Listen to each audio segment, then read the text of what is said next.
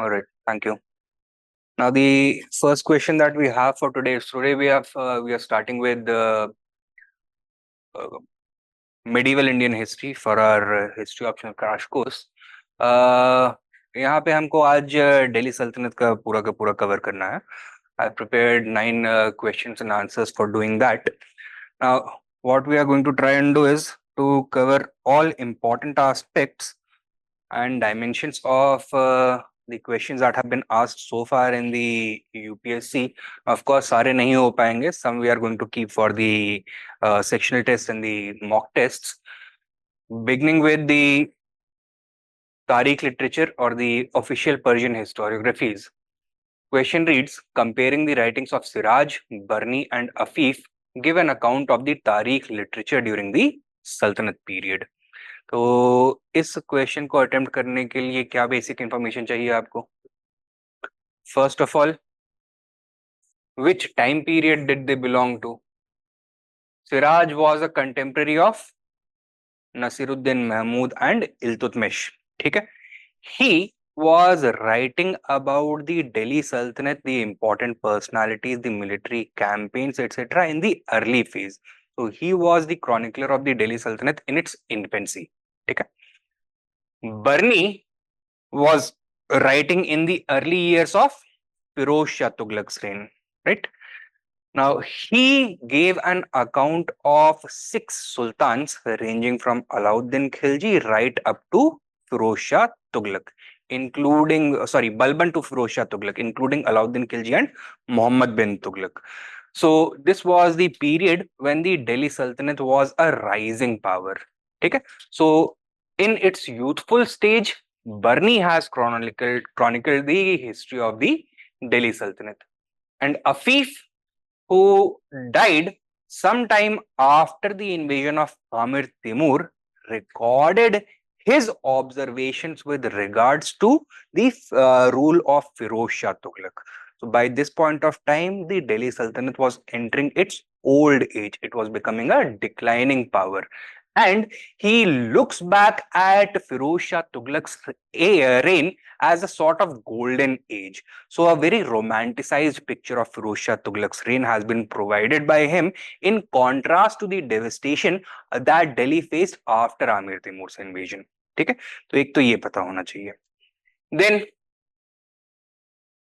what shall be the basis of our analysis? Compare करना है तो हम कैसे करेंगे? The accounts, कौन सी works हैं, the important information that they provide, the approach that these 3 scholars have, the focus and content that they bring, and the reliability and shortcomings of each account. Okay? So that shall be the basis of study. Now, for the sake of convenience, मैंने इसको table form में रख दिया है, but जब 3 से ज्यादा चीजें हो ना आपको कंपेयर करने के लिए, best is to write in paragraph form. ठीक है, पैराग्राफ फॉर्म में कैसे? सब हेडिंग दे करके. Alright, so we can discuss Minhaj-us Siraj first, then Ziauddin Barni and then Shamsher Siraj. तो अगर पैराग्राफ फॉर्म में लिखना है तो इस तरह से लिखोगे. This is done so that it is easier for you guys to revise when you are going through it. Name of Siraj's work, the Tabaqat Nasiri. Ziauddin Barni, the Tarikh-e-Firuz Shahi, Shamse Siraj. It was a sequel to Barni's work. It is also known as the Tarikh-e-Firuz Shahi. Now, the Tabaqat-e-Nasri, it provides a comprehensive history of the Islamic world up to the early years of Nasiruddin Mahmud's reign. When did Nasiruddin Mahmud's reign end? With his death in 1266 CE. Okay? It includes detailed accounts of the early sultans, their military campaigns and administration. This work has been written in the tabakat form. The word tabakat means layer. तो कितनी layers हैं इसमें? 23 layers or 23 volumes. ठीक है? With each volume focusing upon a particular period of Islamic history, its early beginnings in Arabia, its expansion across the world, the era of different caliphs, the emergence of sultanates across the world, including the Ghaznavid and the Ghurid sultanates, the beginning of Turkish invasions into India, the success of Muhammad bin Tughlaq, the various battles that were fought, the important personalities that were involved, etc. Then he also talks about the Mongol invasion of Central and Western Asia, the destruction wrought by the Mongols upon the Islamic world, and how that pushed many Islamic scholars, artists, theologians, etc., architects, merchants into India, and Delhi, or the Delhi Sultanate emerged as the last refuge of Islam, so to speak. Okay. Now, we should also know about the family background and the perspective that he has written history from. Juzjani hailed from a family with strong ties to religious scholarship and the ruling houses of Ghur and Ghazna. तो क्या करने की कोशिश करेगा ये? इनको glorify करने की कोशिश करेगा. He is also therefore going to focus upon the advent of Islam and its impact in India, how it was propagated. His historical narrative is dynastic, focusing on the political and military aspects of the rulers he describes. ठीक है? Second scholar कौन है? Ziauddin Barni, writing the Tarikh-e-Firoz Shahi. Barni's historical perspective was heavily influenced by his socio-political environment and his position within the Sultanate's administration. What was the socio-political environment in which Barni was living? He was a survivor of whose reign? Muhammad bin Tughlaq, right? What were the socio-political policies adopted by Muhammad bin Tughlaq? He tried to broaden the social base of the empire by including not only non-Turks in administration but even Hindus. This was an experiment done for the first time by Jalaluddin Khilji. It had proven to be an utter failure. Right? Why? Because it had invited a very strong counter reaction from the entrenched powerful elites, the Turkish elites, the ulema, etc. Right? Barni was not only a member of the old Turkish nobility, he was also a prominent member of the ulema.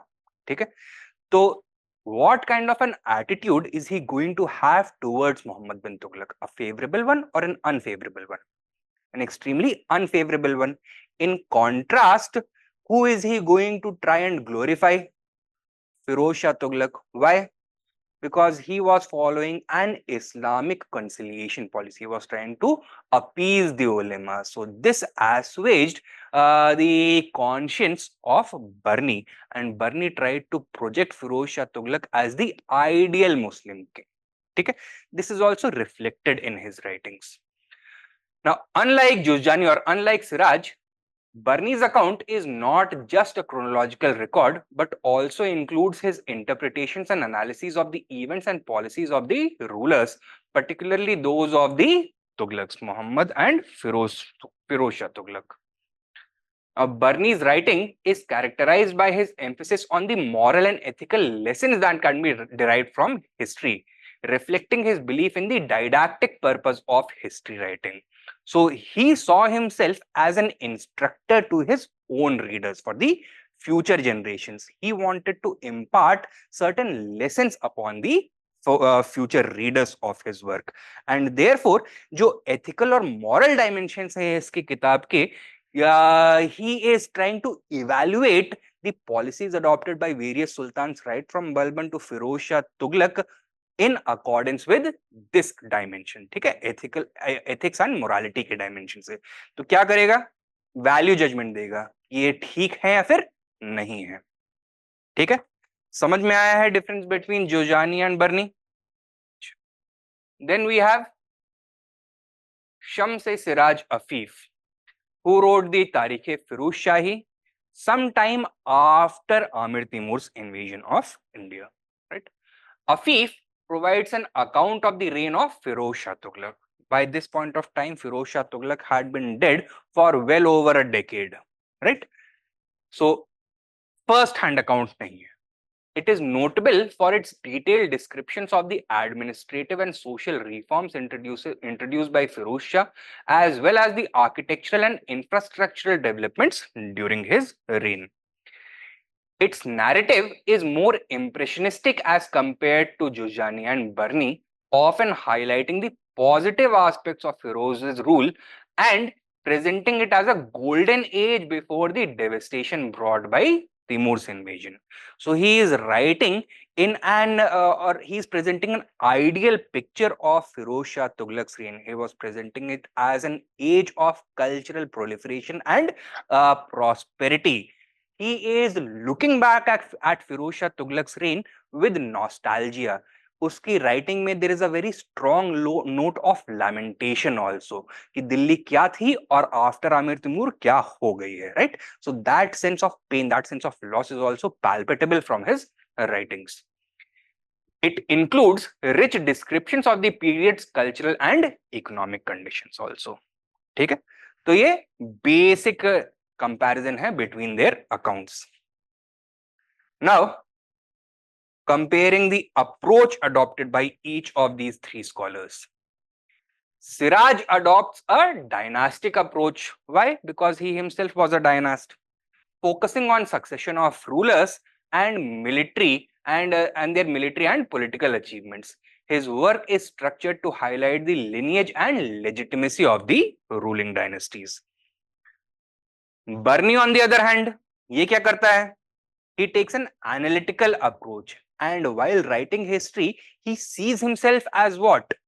As simply an observer or a judge. As a judge, he passes value judgment. ठीक है?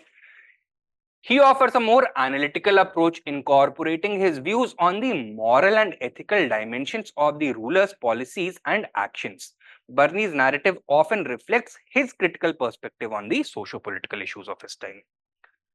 And in contrast, Afif, ये किस तरह का approach लेता है? He presents an idealized picture. He seems to be an admirer of the past. ठीक है? So, Afif provides a descriptive and somewhat idealized account of Firoz Shah's reign, emphasizing the Sultan's achievements. It is less analytical and more focused on presenting a positive image of a ruler. Okay? So you can simply say, if you have to write in one line, he took a dynastic approach. Siraj Barni took an analytical approach, and Afif took a nostalgic approach. ठीक है? Now, with regards to the focus and content, Siraj's account is comprehensive, covering a wide range of topics from military campaigns to the administration and cultural aspects of the period. ठीक है? So, बहुत comprehensive account है, and wide range of topics are covered because simultaneously he's talking about various things. He's talking about various court personalities. He's talking about the contributions of various rulers. He's talking about the past Islamic personalities and their contributions. He's also talking about the cultural contributions of Islam and important Islamic personalities, etc. तो कई सारी चीजों के बारे में बात करता है. Barney's account is more focused on the ethical and political lessons that can be drawn from history, with detailed analyses of the policies of the Tughlaqs and previous sultans. And finally, Afif's account is particularly rich in descriptions of Firoz Shah's administrative reforms, public works, and personal virtues, offering valuable insights into the socio-economic conditions of the time. And then, lastly, coming to the reliability and shortcomings of these rulers. Jojani, how reliable is he? He is quite reliable. He presents his historical analysis in a detailed and minutely organized chronological account. He had first-hand account to all the royal archives. He was closely associated through his family to the ruling houses of not only Ghazni but also Gori. ठीक है? However, shortcoming क्या है इसके rain में, इसके account में? He was writing the official royal history of the early Sultanate. ठीक है, तो किस तरह का बायस मिलेगा? प्रो एम्परर बायस, प्रो किंग बायस मिलेगा देखने के लिए. Further he was also trying to present a history in the terms of the advent of Islam in India. So what kind of other bias is also going to be visible? Pro-Islamic bias is, religious bias is also going to be visible. So these are the shortcomings. ठीक है, बर्नी, इसका बताइए. While his analytical approach is very useful for understanding each of the important policies adopted by the different sultans, जो ये अपना उसमें genius add करते हैं दैट ये चीज सही थी, ये चीज नहीं थी, that also reflects a very strong religious and cultural bias. ठीक है, so Barni was on the receiving ends of the socio-economic and political changes that had been taking place in the Delhi Sultanate right from the time of Balban and Alauddin onwards. They had reached their fever pitch during Muhammad bin Tughlaq's reign, and Barni held a very strong grudge against this excessive centralization, the secularization of the polity, the introduction of non-Turkish and especially Hindu groups into the political structure, into the power structure. And this bias, this pro-Turkish, pro-ulema bias, this elite bias is evident from his writing. So we need to be careful while using it. And Afif का account, इसमें बताइए क्या है, strength क्या है? Comprehensive picture देता है, common lives, common people की लाइव्स रिफ्लेक्ट होती है इसके अकाउंट से, right? Then he also talks about probably one of the most important developments during the Delhi Sultanate, that is the invasion of Amir Timur and the impact that it had not only on the polity but also on the quality of life in Delhi and the people of India in general. Problem क्या है यहाँ पर? इसने रोज tinted glasses पहने हुए हैं.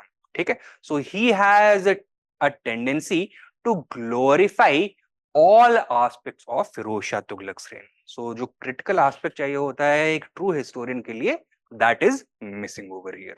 ठीक, conclusion, each historian with his unique perspective and methodology contributes to a richer and more nuanced understanding of the Sultanate's history. Together, these works form an invaluable part of the historiography of medieval India, illuminating the complexities of the Sultanate's political, social, and cultural landscape. ठीक है, तो शुरुआत में कैसे start करना है?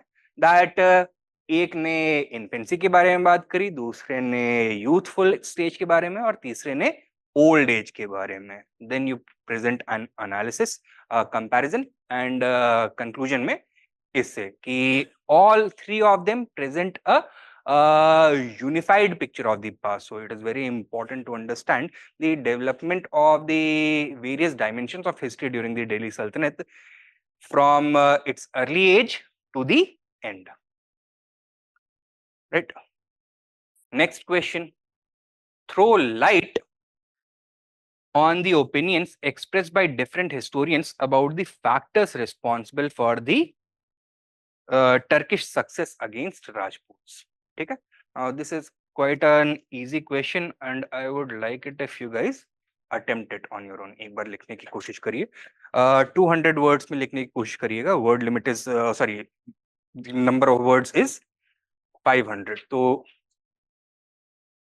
Total UPSC आपको इसके लिए 3 पेज देगा. ठीक है, I am putting 9 minutes on the board and please let me know if you're ready so that I can start the timer. Ready? Eh?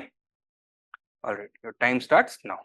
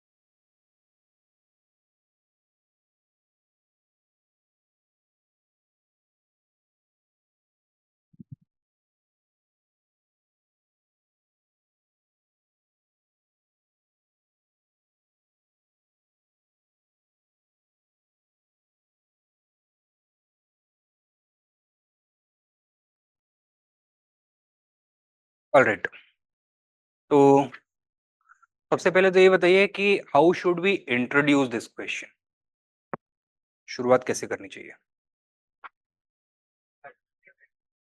That it is a matter of intense historical debate with various scholars providing different opinions. Why do you think debate on this particular matter? क्यों बोलना चाहिए? Why is it a matter of intense debate? Yes, it represented the beginning of a new age in Indian history, completely transformed the course of Indian history. Thus, there is a great deal of historical attention. और जिस period को या फिर जिस process को historian ज्यादा study करेंगे उसके ऊपर उतने ज्यादा इंटरप्रिटेशंस होंगे. ठीक है, सो that is one way in which you can start this particular answer. The defeat of the Rajput rulers to Turkish invaders is a complex issue with multiple interpretations and factors contributing to the outcome. Various historians have provided different explanations for the Turkish victory, which can be broadly categorized into military, social, and strategic perspectives. Okay? Now, one opinion is that the Turkish had a superior military and the Rajputs were pacifists. Rajputs were peaceful people. ये बताओ सच है गलत है? गलत है. राजपूतों का 500 साल पुराना ट्रेडिशन था. वो जब से पैदा होते थे तब से उनको हाथ में तलवार, भाले, बर्छी, तब तीर कमान सब पकड़ा दिए जाते थे. So it is wrong to say that the Rajputs had any less of a martial tradition as compared to the Turks. So this is an opinion that has largely been rejected, but we still have to talk about it. Okay? So some early colonial historians argued that Turkish armies were composed of men from warlike tribes in Central Asia who had extensive military training due to constant battles against other fierce tribes of that region. On the other hand, Rajputs were pacifists and lacked martial training and the spirit of the Turks. Okay? This perspective has been contested by other historians as the early medieval period in India was marked by frequent warfare and the violent internal struggles, indicating that Rajputs were not pacifist. Second opinion क्या है?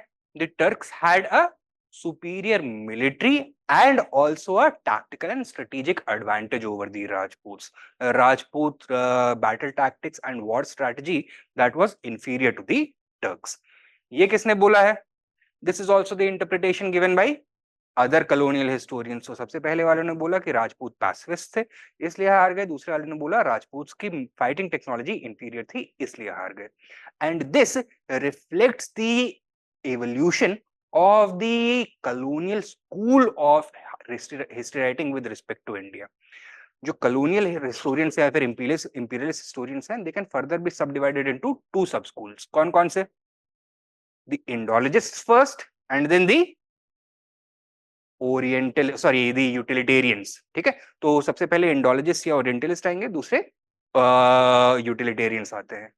Indologists क्या बोलते हैं about Indian history, about Indian society and the Indian civilisation as a whole?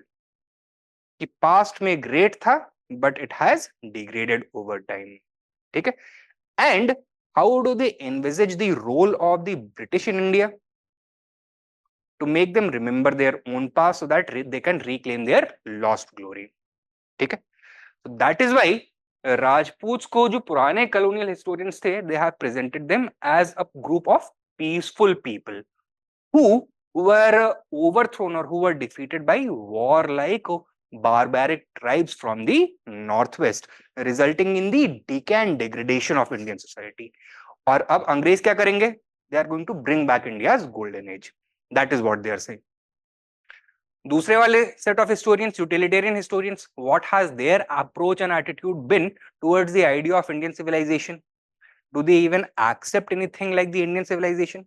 उसको reject कर देते हैं. ये क्या बोलते हैं? That Indians presently are barbaric and they have never been civilized. They have rejected the very idea of the Indian civilization. And therefore, they say that foreigners have played a very important role in introducing every new innovation that is available in India. तो कोई भी growth होता है, that is because of foreign infusion. And thus, they try to justify the establishment of British rule in India. क्या? कि अब British India में आए हैं तो फाइनली वो सिविलाइज करेंगे इंडिया को. That was the perspective with which they were writing. So they are also going to try and undermine the different achievements of indigenous Indians in the past. And in contrast, foreigners को कैसा दिखाएंगे? Superior दिखाएंगे. ठीक है? So they said that military technology and tactics of the west or northwestern Turks were superior. Some other colonial historians also emphasize that the Turks had access to superior military technology, such as the iron stirrup and the crossbow, which were not widely known in India. The quality of the Central Asian horses also gave them a military advantage. The unique battlefield tactics of the Turks also contributed to their success. However, some recent scholars such as Peter Jackson downplay the sole importance of these tactics and weapons. क्या बोलते हैं Peter Jackson? India was the armoury of the world. India का steel, India की तलवारें दुनिया भर में export होती थी. सो it is not that India did not have good technology, good weapons technology. हाँ, ये बोल सकते हैं that the nature of warfare in the central Asia and western Asia was far different from the elephant centric warfare in India proper. In Western Asia or Central Asia was different from the elephant centric warfare in India proper. ठीक है? And that brought certain battlefield field advantages. But Rajputs bhi, since the Arab conquest of Sindh, they had been relying on the import of Arabian war horses to field large cavalries. This has been attested to by the contemporary Arabic travelers themselves. So क्या बोलते हैं? That every year 60,000 horses were being exported to the three major empires in India during the early medieval age. कौन-कौन से? गुर्जर प्रतिहारास, पालास and Rashtrakutas. ठीक है? So their cavalry was no more inferior than the Turkish cavalry. That is the argument that people such as Peter Jackson have made. And he also says that since the Rajputs themselves had to fight wars almost every year, therefore tactics में भी evolution हो रहा था. तो ऐसा नहीं है कि टैक्टिकल डिसएडवांटेज पे थे, right? While it is true that the Turks brought some new tactical and tactical stratagems to the battlefield, the Rajput tactics were not wholly inferior. ठीक है? तो कुछ और फैक्टर्स रिस्पॉन्सिबल रहे होंगे. This is what Peter Jackson is saying. यहां तक की कहानी क्लियर है? देन सोशल फैक्टर्स, ये किसने बोला है? The early nationalist historians as well as the early Marxist historians. ठीक है? तो जदुनाथ सरकार as well as Muhammad Habib have focused on the social factors for the Rajput defeat. Historians like Sarkar and Habib emphasize the role of the egalitarian and unified nature of Islamic society, which provided a strong sense of mission and solidarity, which contrasted with the caste-divided Indian society. Islamic society में did anything like the Varna or caste system exist? No. Everybody who was a Muslim was considered equal, at least theoretically. ठीक है? Therefore, everybody had a vested interest in the success of their common objective. On the other hand, Rajput society क्या था? Highly divided and fragmented, highly layered society, जहां पे all the surplus and status they were being monopolized by the ruling class. What was the condition of the common class? They were living like second class subjects. They did not have ownership of any of the surplus, the resources of production, or had any voice in administration and governance. तो उनको कोई फर्क पड़ता कि हमारे rulers जीत रहे हैं, हार रहे हैं? नहीं पड़ता. So that is the point that they are making. Muhammad Habib, citing Al-Biruni, argued that the Indian caste system restricted warfare participation also to the Kshatriya class, potentially impairing military effectiveness. तो उन्होंने क्या बोला है कि according to Al-Biruni in the Kitabul Hind, कौन लड़ सकता था? Only Rajputs, only Kshatriyas could fight. And what was the result? The armies that the Rajputs were able to field in the battlefield, they were much smaller in sizes compared to the Turkish armies. ठीक है? तो numerical disadvantage पे थे. This is what he is saying. And because of this, none of the Rajput states could ever hope to expand beyond their own regional parameters. So all India powers नहीं हुए, merge हो पाए, because they were not never able to mobilize the manpower of the areas that they were governing very effectively, very efficiently. ठीक है, this is what he's saying. However, Muhammad Habib's view is debated as historical sources show that lower caste groups like the Jats, Minas, Kavarnas were also part of Rajput armies, and mass conversions to Islam for social mobility during the 12th century are not well documented. तो हमें क्या देखने के लिए मिलता है? From other sources such as Hasan Nizami's Tajul Masir, it becomes clear that apart from Rajputs, other low caste groups were also involved in the act of warfare. So they were also conscripted into the Rajput armies. Secondly, Muhammad Habib claims that this situation of caste-based access to warfare or caste-based access to the soldier's profession was transformed after the advent of Islam in India. Lower caste groups started converting to Islam in large numbers en masse, and they now started to join the army of the Turks. And this resulted in the quick expansion of Turkish influence over the whole of North India. However, Hasan Nizami क्या करते हैं? His Tajul Masir provides a counter narrative against this. वो ये बोलते हैं कि by and large the population of India did not accept Islam. तो शुरुआत में voluntary conversions नहीं हो रहे थे. It had to be Islam had to be spread at the tip of the sword. ठीक है? That is what he is argued. तो आप यहाँ पे counter arguments में किसको mention कर सकते हैं? The Tajul Masir of Hasan Nizami.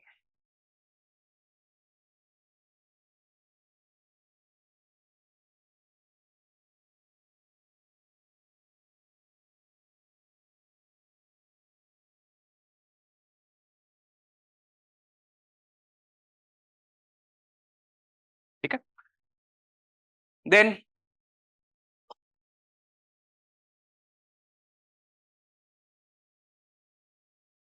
political factors, political factors, that is the feudal nature of the Rajput polity, disunity and leadership. यहाँ पे किसने बोला है? सतीश चंद्रा ने. He says that Rajput armies lacked proper organization and unified command in contrast to the Turks who maintained large, well-trained standing armies loyal to their sultans. In contrast, Rajput armies का nature कैसा होता था? They were feudal armies made up of feudal levies.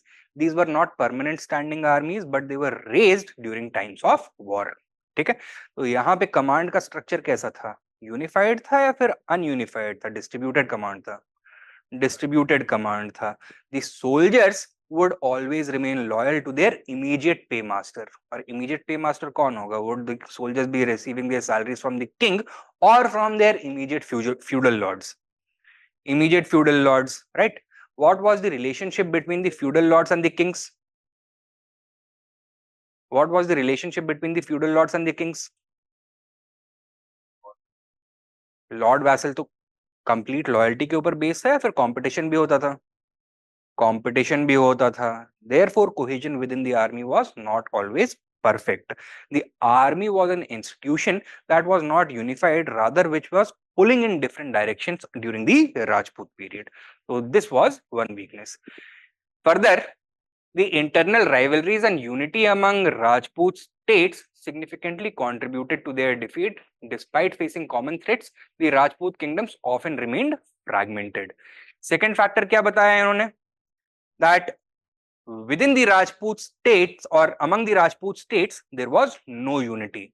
Although the Turks presented a common threat, the Rajputs were never able to unite. Why? They were busy fighting against each other.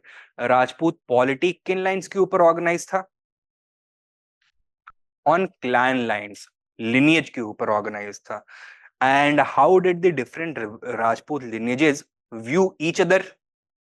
As their sworn enemies. So there was a great deal of competition. So they were never able to knit together a federation of Rajputs to defend against the common Turkish threat. And then finally, Satish Chandra has also tried to link the social attitudes of early medieval India with the strategic disadvantage the Rajputs faced. क्या बोलते हैं ये? based on the writings of Al-Biruni, he claims that Rajputs had an insular attitude, right? They had an inward looking attitude. Outsiders को कैसे देखा जाता था? As impure, someone to be avoided. And हुआ क्या इसकी वजह से? Stagnation. ठीक है, धीरे धीरे the technology strategy that the Rajputs were employing in warfare, the way in which the economy was being mobilized, the population was being mobilized, etc., political organization, all of them became outdated. So Turkish political, military and social systems gradually kept on evolving, whereas Rajput systems stagnated. So Turks ने lead ले लिया, and this lead was the real reason for the Rajput defeat. Second चीज क्या बोलते हैं? That because the Rajputs were busy fighting each other, they never developed a robust foreign policy. They had little strategic awareness about the importance of the northwestern frontier. Although almost हर साल invasions होते थे, but as soon as the invading raiders left, ये लोग क्या करते थे? They started turning inwards once again. ठीक है?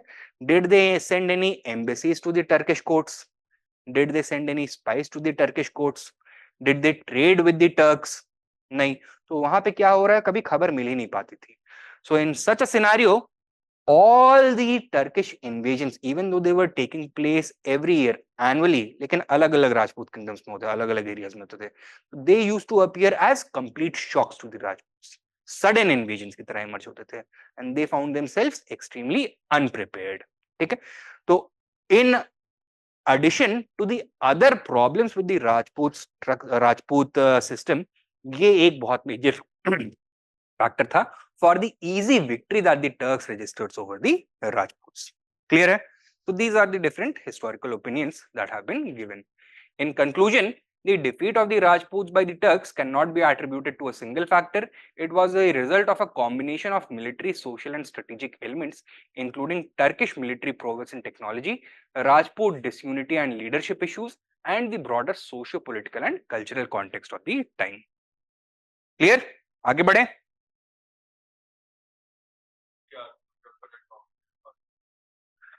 It is not necessary. जो हमने डिस्प्रूव कर चुके हैं ऑलरेडी, तो वहां पे काउंटर आर्ग्यूमेंट्स लिखने की जरूरत है. So it will depend on the research that has already taken place. तो मान लीजिए कि किसी हिस्टोरिकल ओपिनियन के ऊपर काउंटर आर्ग्यूमेंट्स हिस्टोरियंस ने प्रेजेंट किए हैं, तो वो तो ठीक है, वो तो आपको लिखना है. लेकिन मान लीजिए कहीं पे नहीं है, तो आप अपने आप से नहीं ऐड कर सकते हो वहां पर. ठीक है. Secondly, you also need to be careful कि आप इन आर्ग्यूमेंट्स को ऑर्डर कैसे कर रहे हो, अरेंज कैसे कर रहे हो. तो व्हाई आर वी पिकिंग ये डिस्कार्डेड ओपिनियंस फर्स्ट? इनको क्यों उठा रहे हैं सबसे पहले? so that by rejecting them we can prepare the background, we can prepare the platform for the future evolution of the historiography. कि इन्हीं ओपिनियंस को रिजेक्ट करते हुए लेटर स्कॉलर्स ने अपने ओपिनियंस दिए. हाँ, एवोल्यूशन के फॉर्म में दिखाना है, तो क्रोनोलॉजिकली उसको अरेंज करेंगे तो it would be best. Chronologically arrange नहीं करने हैं तो ideological information, sorry ideological evolution के फ्रेमवर्क के साथ भी आप उसको लिख सकते हैं कि भाई एक हिस्टोरियन ने ये बोला, दूसरे हिस्टोरियन ने ये रिस्पॉन्स करते हुए उसको क्रिटिसाइज किया, and these are the new thoughts that he presented. तो इस तरह से आपको अरेंज करना होगा.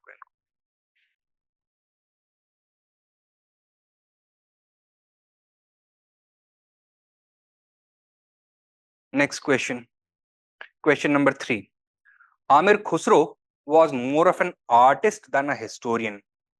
Critically analyze. Do you want me to discuss this question straight away, or do you want to write it, attempt it? Idea है इसके बारे में? लिखेंगे? चलिए. Once again, you have 9 minutes on the board. With your time starting now.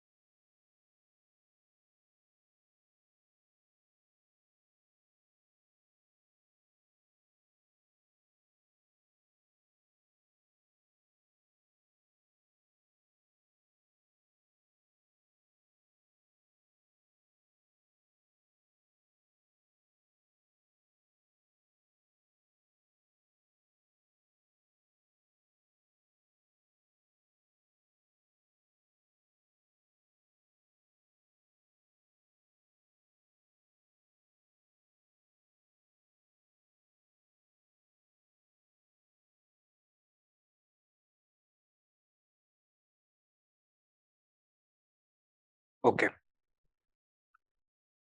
सो क्या approach रहना चाहिए हमारा इस क्वेश्चन के लिए?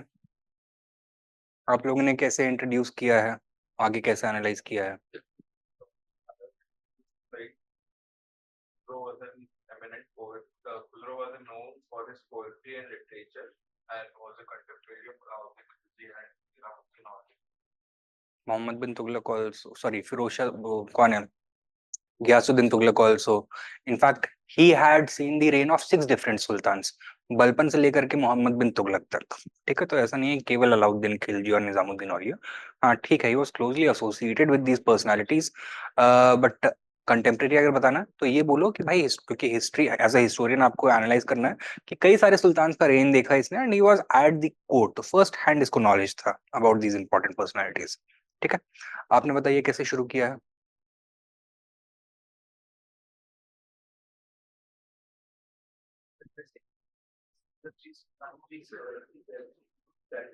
थ्री डायनेस्टीज, ठीक है।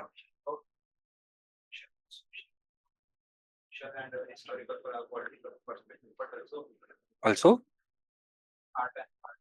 अच्छा, आर्ट एंड आर्ट फॉर्म्स। अब ये देखो, ये वाला क्वेश्चन जो है ना, you needed to critically analyze this statement, so it is a matter of debate कि आमिर खुसरो को एक्चुअल हिस्टोरियन कंसिडर करना चाहिए कि नहीं करना चाहिए। So one way in which you can start is by first of all emphasizing upon the credentials of Amir Khusro as an artist, as a preeminent poet laureate of his age, as a major musician, as a seminal musician who established various new fields of music। तो cultural creator ही नहीं, cultural innovator भी। ठीक है, तो सबसे पहले तो ये क्रेडेंशियल एस्टैब्लिश कर दो। Eight the same time you should also make the claim, eight the same time he also made significant contributions to the writing of history.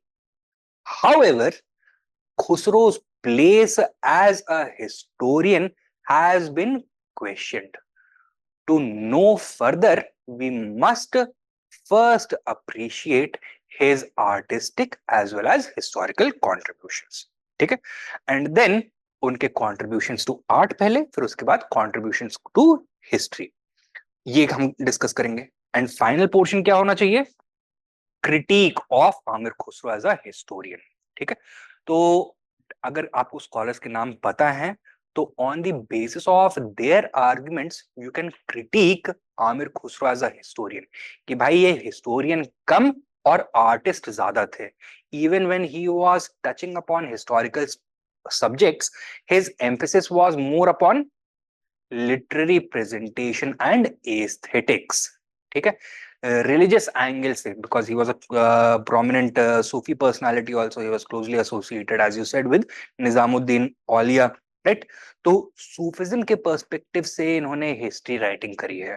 ठीक है, so while he tells us about several new aspects of Sultanate history which is often missing in the traditional tarikh chronicle literature, यानी कि life of the common people वहां पे reflect नहीं होता है। The emerging cultural trends in the Delhi Sultanate at Delhi and other regions, वो reflect नहीं होता है।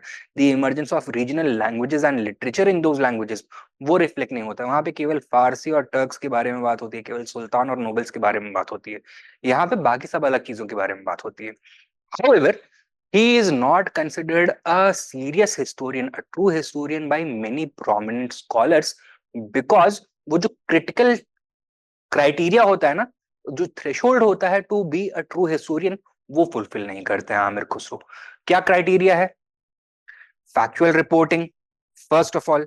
Secondly, chronological framework, a strong chronological framework, and thirdly, an analytical approach to history writing। कि केवल क्या हुआ उसके पीछे आप कोई रूहानी रीजन ना दे दो कि ये स्पिरिचुअल फैक्टर रिस्पॉन्सिबल था, कि मोहम्मद बिन तुगलक की डेथ क्यों हुई, क्योंकि निजामुद्दीन औलिया ने श्राप दे दिया था, इस तरह का। That is exactly what Amir Khusrau has reported. ये नहीं बताया that it was part of a conspiracy, right? So ये क्राइटेरिया क्योंकि आमिर खुसरो फुलफिल पूरी तरह से नहीं करते हैं, that is why he is not regarded as a true historian. ठीक है, at the same time should we dismiss the works of Amir Khusro for the study of history during the Sultanate period? वो कर भी नहीं सकते हैं। क्यों? क्योंकि कंटेम्प्रेरी हिस्टोरियंस खुद आमिर खुसरो की हिस्ट्री राइटिंग के ऊपर डिपेंड करते हैं, उनको कोट करते हैं। बर्नी इनफैक्ट कोट्स हिम। सेकेंडली, अगर ये जो 3 क्राइटेरिया हमने मेंशन किए हैं, ये अगर हम उस पीरियड के बाकी हिस्टोरियंस के ऊपर लगाएं तो वो भी हिस्टोरियन नहीं रह जाते। For example, Barani also makes a number of factual mistakes. Chronology में उसका ध्यान बिल्कुल भी केयरफुल नहीं है, is not careful at all. ठीक है, तो ये क्राइटेरिया के बेसिस पर तो और उसका जो रैशनल एनालिसिस है, that is not exactly rational. He is biased very heavily because of his religious and cultural perspectives. ठीक है, so his own Turkish ancestry and his status as an ulema. ठीक है, so that is coloring his history writing. So even Burney does not appear to be a historian by that criteria. Right? So while we must appreciate the contributions of Amir Khusro to history writing, it must become clear that Khusro was different as compared to the traditional historians of the Sultanate period. Yes, it is true that उनका focus artistic expression और aesthetics के ऊपर ज्यादा था, but it is also true that his works illuminate various dimensions of the Sultanate's history which are missing from the other works. So his writings are extremely useful, extremely valuable from a historical perspective also. तो इस तरह से आपको लिखना है। I am not going to read the model answer, ये आप लोग कर लीजिएगा।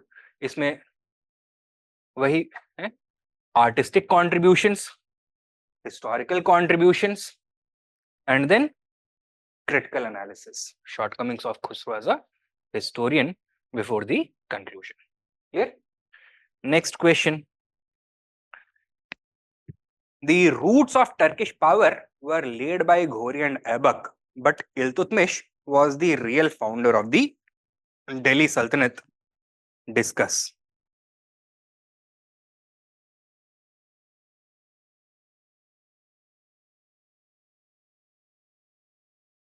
यहाँ पे हमें करना क्या है? What is the demand of the question?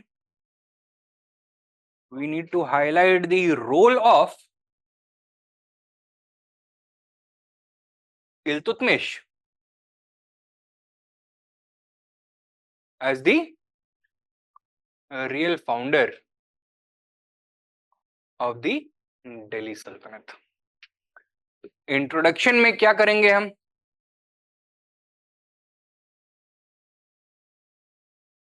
सबसे पहले तो ये सेटल करेंगे कि पुराने वाले जो रूलर्स थे, that is Ghori and Aibak, why they should not be considered to be the real founder. ठीक है, तो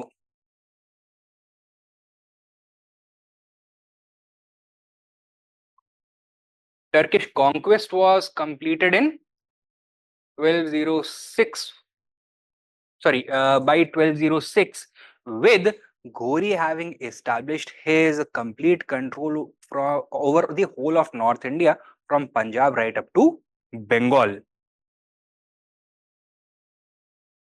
However, his empire was divided among his provincial governors into 3 parts, with Kutubuddin Aibak emerging as the new ruler of Hindustan with his capital at Lahore, not Delhi. ठीक है, लाहौर में capital था। However, during the short reign of Aibak, the Delhi Sultanate was in its infancy.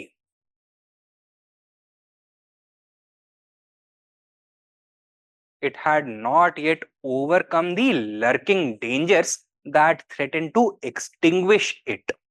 ठीक है, when Aibak died suddenly,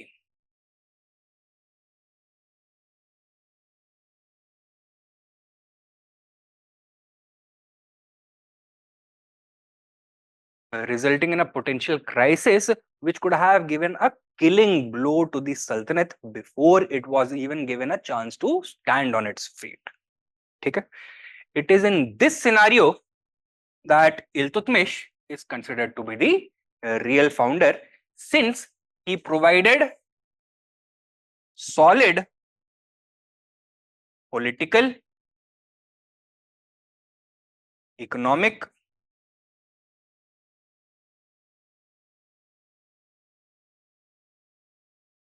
administrative, military, and cultural foundations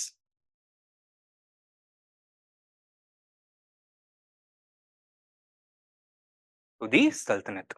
ठीक है, founder का काम क्या होता है? फाउंडेशन एस्टैब्लिश करना, and this was done by Iltutmish. Now, before we can appreciate the actual contributions of Iltutmish, we must analyze the important challenges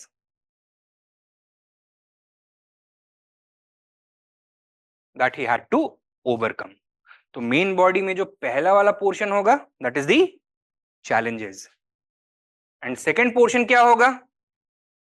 the yes measures taken by Iltutmish to overcome them.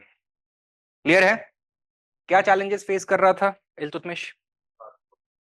Rajput का rebellion हो गया था, Bengal had broken away, Tajuddin Yaldoz Nasiruddin Qubacha threatened Delhi from Sindh and from Ghur and Sindh respectively. Mongol invasion का threat emerge हो गया था with the collapse of the Khwarazmian empire. What else? और क्या था भाई? The sudden death of Qutbuddin Aibak had created the situation of a chaos. Center में भगदड़ मच गया था almost. All the different nobles had started scheming to capture power. Some ambitious nobles had placed Aram Shah, a weak and useless son of Qutbuddin Aibak, on the throne with the ambition of using him as a puppet ruler. ठीक है, तो ये एक shortcoming था. The Sultanate also lacked any administrative or monetary unity. उसका cultural foundation अभी weak था. The newly established Sultanate did not enjoy any legitimacy in the eyes of the Islamic world, right? तो the rest of the world did not see the Delhi Sultanate as a real Sultanate, right? So these are the problems that he had to overcome. How did he overcome them? क्या measures लिए? Political measures क्या किया? Politico military measures क्या थे? Political expansion in a systematic manner. ठीक है, सबसे पहले किसको अटैक करेगा? राजपूत रिबेलियस स्टेट्स को, since they were the weakest, they were the easiest to overcome. Then secondly, Gujarat and Sindh को एनेक्स करेगा. He expanded to Gujarat and Sindh. Thirdly, eastward, Bengal. By 1230, he had regained all the territory that had been lost with the death of Aibak. Clear? Then he is also going to simultaneously turn his attention towards the northwestern frontier. वहां पे जो दो Turkish rivals थे, Yalduz and Qubacha, how were they overcame? Through the use of both diplomatic and military means.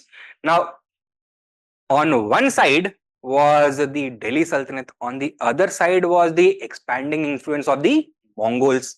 So these two rulers were sandwiched. तो एक दूसरे से भी लड़ रहे हैं, इल्तुतमिश से भी लड़ रहे हैं, और चिंगिस खान की फोर्सेस से भी लड़ रहे हैं. तो they were doomed to fail. ये तो पता था. However, Iltutmish was able to externalize most of this conflict. कैसे? Through the use of diplomatic means. He was able to drive a wedge between Nasiruddin Kubacha and Yildiz. ये एक दूसरे में लड़ लें, मंगोल से लड़ लें, हमसे एकदम एंड में लड़े. एंड हुआ भी यही. Tajuddin यल्दूज, who first came and attacked Sindh, was successful. Punjab was successful. Could then be overcome by Iltutmish. He was captured, imprisoned at Badaयूं, and then later executed. बचा कौन? कुबाचा बचा. He returned to Sindh. He was in Sindh, which was also captured by Iltutmish. He was also put to the sword. By the time that their ultimate defeats took place, they were quite weakened. ठीक है, अब आपको ये पूरी कहानी लिखने की जरूरत नहीं है. You can simply say through the use of both diplomatic and military methods. ठीक है, चिंगिस खान, उसको इन्वेजन कैसे अवॉइड किया? किसका? राजपूत. हाँ,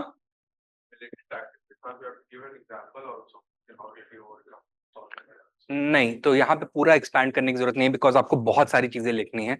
ये 15 या 20 मार्क्स का क्वेश्चन होगा मैक्सिमम, तो 3 या 4 पेज में लिखना होगा। आपको अपॉर्चुनिटी मिलने नहीं वाली है एक्चुअली, क्योंकि बहुत सारी चीजें लिखनी है आपको। ठीक है। How did he overcome Chingis Khan, और how did he avoid Chingis Khan invasion? हाँ, तो he adopted the policy of aloofness towards the Mongols और अवॉइडेंस। ठीक है, कि भाई मंगोल्स और दिल्ली का कोई डायरेक्ट पंगा नहीं है, and we are not going to give an excuse for the Mongols to invade Delhi. तो हुआ क्या था कि as the Central Asian Khwarazmian sultanate was destroyed, its crown prince Jalaluddin Manbarni raised a force of stragglers about 60,000 strong and then started marching towards Delhi from Khwarizm. ठीक है, along the way he picked up more soldiers, more stragglers, and he crossed the Indus River with more than 1,20,000 soldiers.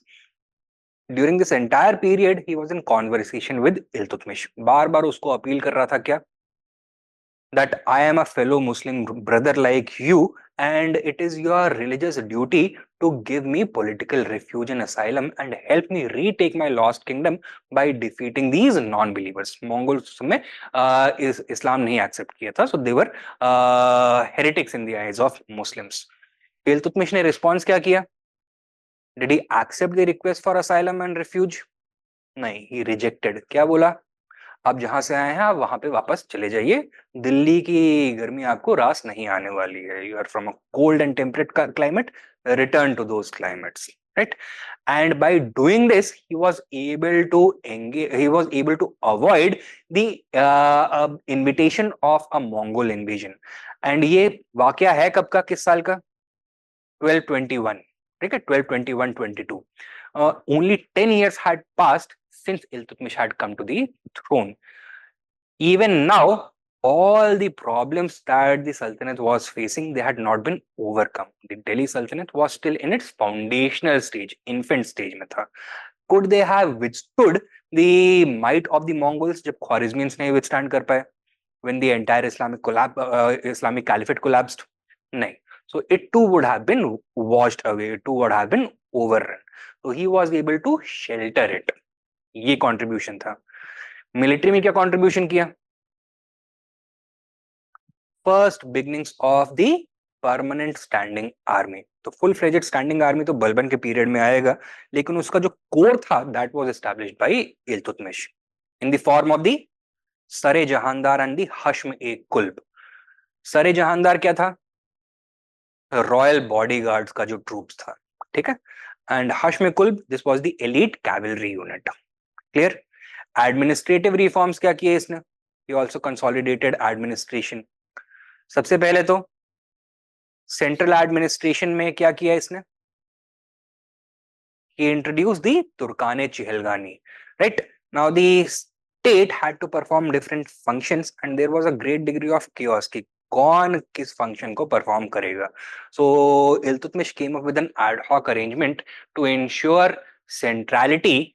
He began delegating authority to his most trusted Turkish slave officials.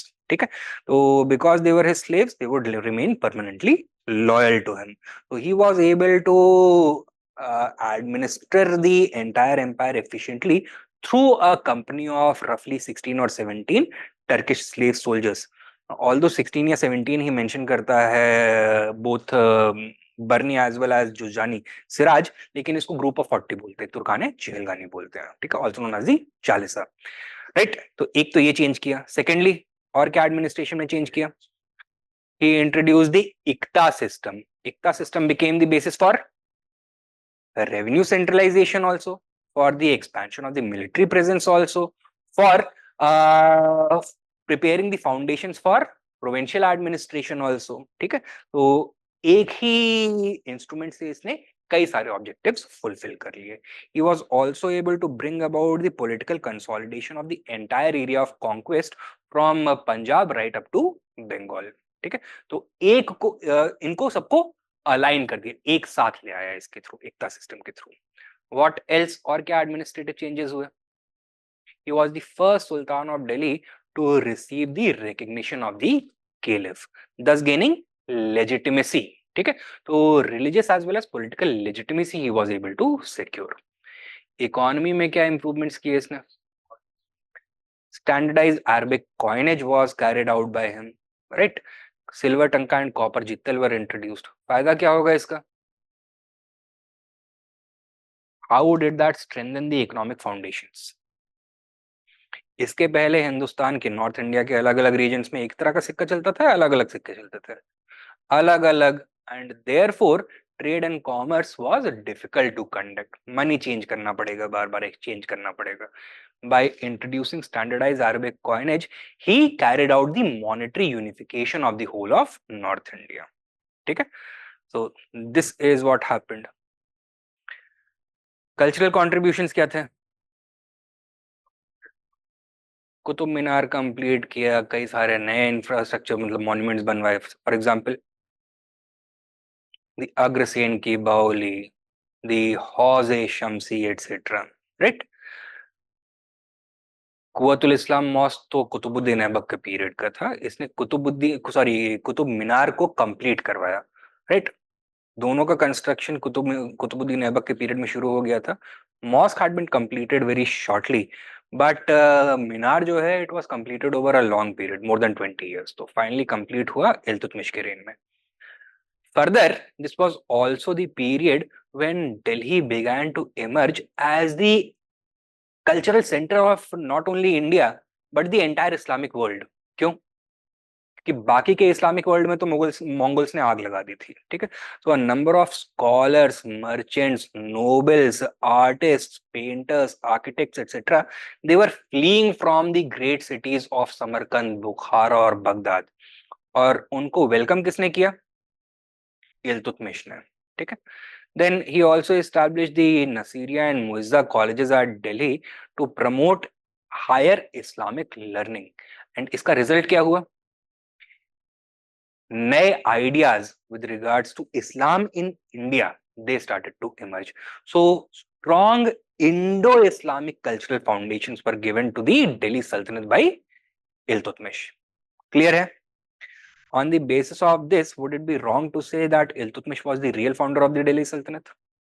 नहीं, completely justified होगा। Conclude कैसे कर सकते हैं हम इसको कि अगर इल्तुतमिश नहीं होता तो ना तो दिल्ली सल्तनत बचता और ना ही जो बलबन और अलाउद्दीन खिलजी के पीरियड में जो ग्लोरी फेज आया है वो पॉसिबल हो सकता था।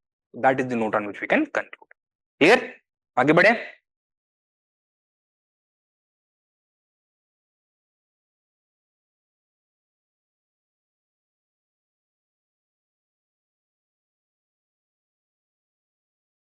Next question, is the use of the term Khalji Revolution appropriate? Now, I need you to attempt this question. कर पाएंगे? पता है इसके बारे में या नहीं है? अच्छा तो ठीक है, मैं बता देता हूं आपको, राइट? रहने दीजिए लिखने के लिए, बाद में लिख लीजिएगा। नाउ खिलजी रेवोल्यूशन किस चीज को बोलते हैं? पावर लिया, ही overthrew the Ilbari Turks or the Mamluks and established the Khilji dynasty. ठीक है? But is the very act of bringing about dynastic change revolutionary enough कि इसको हम खिलजी रेवोल्यूशन बोल दें? No, it has, for to qualify as a revolution it has to be something more. ठीक है? केवल डायनास्टिक चेंज नहीं हो सकता, major changes in the political system, the royal ideology, and the very spirit of the state that must be brought about to characterize it as a true revolution. हमको वही देखना है कि ये रेवोल्यूशन किस क्राइटेरिया के बेसिस पे था। बताइए, why should it be considered a revolution apart from the dynastic change? इसके पहले जितने भी रूलर्स क्राउन को क्लेम करते थे, what was the basis of there claim? कि मैं इन जनाब का बेटा हूं, मैं इन जमाज का भांजा हूं, मेरी लाइन जो है वो सीधे प्रॉफिट मोहम्मद से जुड़ी हुई है, ठीक है? तो रिलीजियस और अरिस्टोक्रेटिक क्रेडेंशियल्स के ऊपर लेजिटिमेसी स्टेक करते थे। खिलजीज आए, उन्होंने क्या बोला? सब बकवास है, राजा कौन बनेगा? जो सबसे ज्यादा ताकतवर होगा, जो सबसे ज्यादा योग्य होगा, right? The people who are most capable and the most powerful, who are able to wield political power and keep political power, they deserve to rule. And all conversations with regards to the legitimacy or illegitimacy of the crown are meaningless. वो केवल हो सकता है कि आप बंद कमरे में कुछ प्रोफेसर्स वगैरह डिस्कस कर सकें, लेकिन रियल मतलब नहीं है उसका. The king is the king is the king. अगर आपको गद्दी चाहिए आके ले लो, राइट? अगर है दम. That was the idea. So principle of strength, on the basis of their military prowess, they established their crown, their claim. किसी उलेमा क्लास या फिर पॉपुलर सपोर्ट के बेसिस पे उन्होंने अपना क्लेम किया? नहीं. So that was not the basis of their power. Clear है? सेकेंड चीज क्या है? इसके पहले सत्ता किसके हाथ में थी? किस रेशियल ग्रुप के हाथ में? Turks exclusively. Other ethnic groups, चाहे वो ईरानी हो, चाहे अरबी हो, चाहे ताजिक हो, चाहे खानजादाज यानी कि इंडियन मुस्लिम्स हो, चाहे हिंदूज हो, did they have any role in the power structure? No, they were entirely included. Balban की जो थ्योरी ऑफ किंगशिप थी, in fact it was based on the very idea of Turkish racial superiority. उसने क्या statement दिया था, which Barani was quoting often? That whenever I see a man of low-born origin, my hand automatically moves towards my sword in order to slay them. ठीक है? So ये attitude था, right? तो अभी क्या होगा? खिलजीज, could they also claim pure Turkish ancestry like the other Ilbaris or Mamluks? No. Although they were originally of Turkish stock, लेकिन they had become deeply entrenched into the local tribal culture of Afghanistan. तो they had become intensely अफगानाइज्ड. तो उन्होंने अपनी जो Turkish identity थी उसको खो दिया था, and they were perceived by everybody as Afghans rather than Turks. So they could not claim Turkish racial superiority के बेसिस पर the right to rule. And जो पुराना जो टर्किश रेशियल सुपीरियरिटी का आइडिया था, that was creating a big problem for the rulers also. क्या?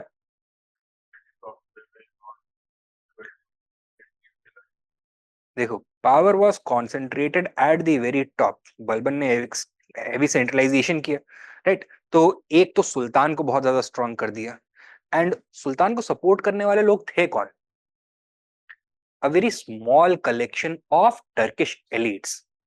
बाकी का जो पॉपुलेशन है, they did not have any alignment with the ruling elites. ठीक है? तो उनके इंटरेस्ट के बीच में और रूलिंग एलिट के इंटरेस्ट के बीच में कोई अलाइनमेंट था नहीं. सेकंड दिक्कत क्या थी इसकी वजह से?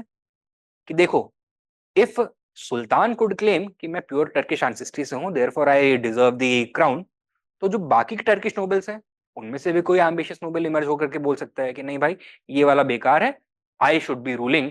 मेरे पास तो देखो इससे भी अच्छी टर्किश एंसेस्ट्री है, इससे भी ज्यादा प्योर टर्किश एंसेस्ट्री है. ठीक है? And now in order to broaden the social base of the empire, the Khilji rulers, are they going to restrict the aristocracy further or heterogenize it, expand it? heterogenization करेंगे, expansion करेंगे इसका. ठीक है?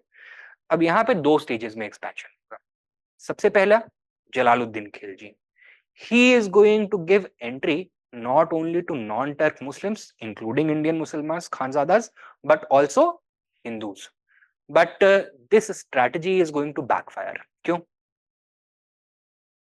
Because by doing this, Jalaluddin Khilji was trying to alter the fundamental objective, the ideological underpinnings of the Islamic Sultanate. Islamic rule को expand करने का जो justification था वो क्या था under Islamic theology, Islamic thinking में, फिलॉसफी में? To spread Islam to different regions, right? अब जलालुद्दीन खिलजी क्या बोलने लग गया है? that the state must rule the people in accordance with the wishes of the governed, and not only Muslims but Hindus are also my subjects. Therefore I must abandon the idea of converting India from Darul Harb into Darul Islam. Do you think कि जो powerful Turkish elements हैं या फिर military है, are they going to be satisfied with this? Ulemas etcetera नहीं होंगे. क्यों? Because India में इस्लाम को कई सारी नई अपॉर्चुनिटीज मिल रही थी. क्या? To not only break away from the Arabic and Persian and Turkish underpinnings, but also to become much more powerful than them. Population बहुत ज्यादा था, agriculture बहुत rich था, so the resources that could be mobilized, उसका potential बाकी जगहों के मुकाबले बहुत ज्यादा बड़ा था, right? And Jalaluddin Khilji, by trying to redefine the state and its objectives, its ideology, was potentially threatening this interest. Right? Now, the relationship between the Turks and the Indian subject population, वो जो पुराने thinking वाले लोग थे, जो traditional thinking वाले लोग थे, वो किस तरह का था? Like the predator and the prey, कि ये लोग प्रोड्यूस कर रहे हैं और हम लोग अप्रोप्रिएट करेंगे. ठीक है? So it was an exploitative one. तो it was based on the idea of extraction and exploitation.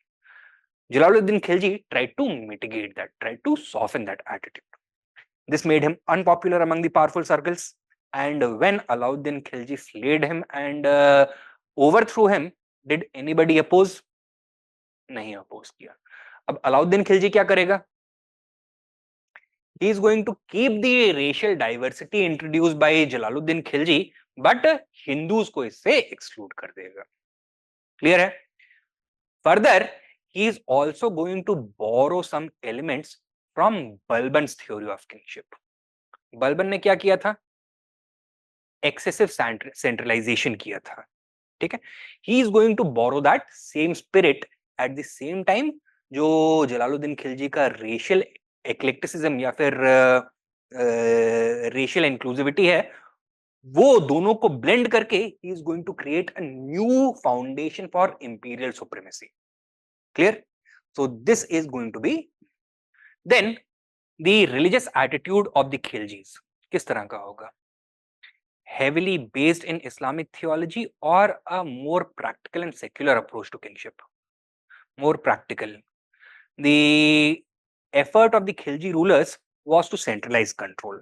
Principle of strength के basis पे उन्होंने power को claim किया था. Would they like to share power with the ulemas? नहीं, तो उनको जितना दूर रख सके उतना दूर रखेंगे. Therefore, secularism emerged as a function of Khilji despotism. Clear है? Further, Alauddin Khilji also envisioned the state in a completely new manner. कैसे envision किया उसने state को? ये static organization है या फिर living breathing organism है? Living breathing organism. So he believed in he subscribed to the organic theory of state. And अगर कोई भी biological organism resources को consume करना बंद कर दे, would it be able to survive or will it die? It will decay, it will disintegrate and die. तो क्या बोला इसने?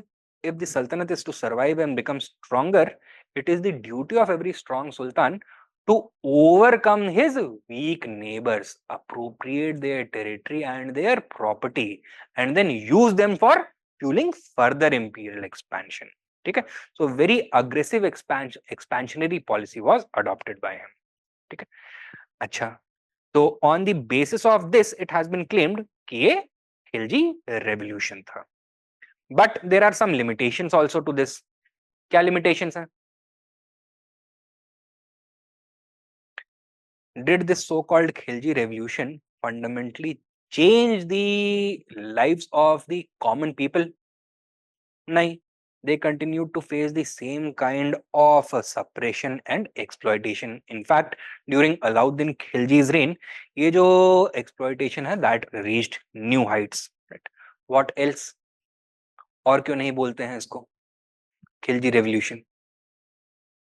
रेवोल्यूशंस होते हैं वो किस तरह का चेंज इंड्यूस करते हैं? टेम्पररी चेंज या परमानेंट चेंज?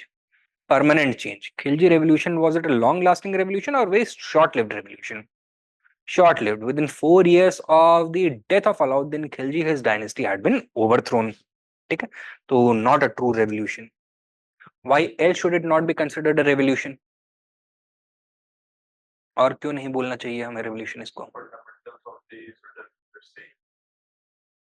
Fundamentals.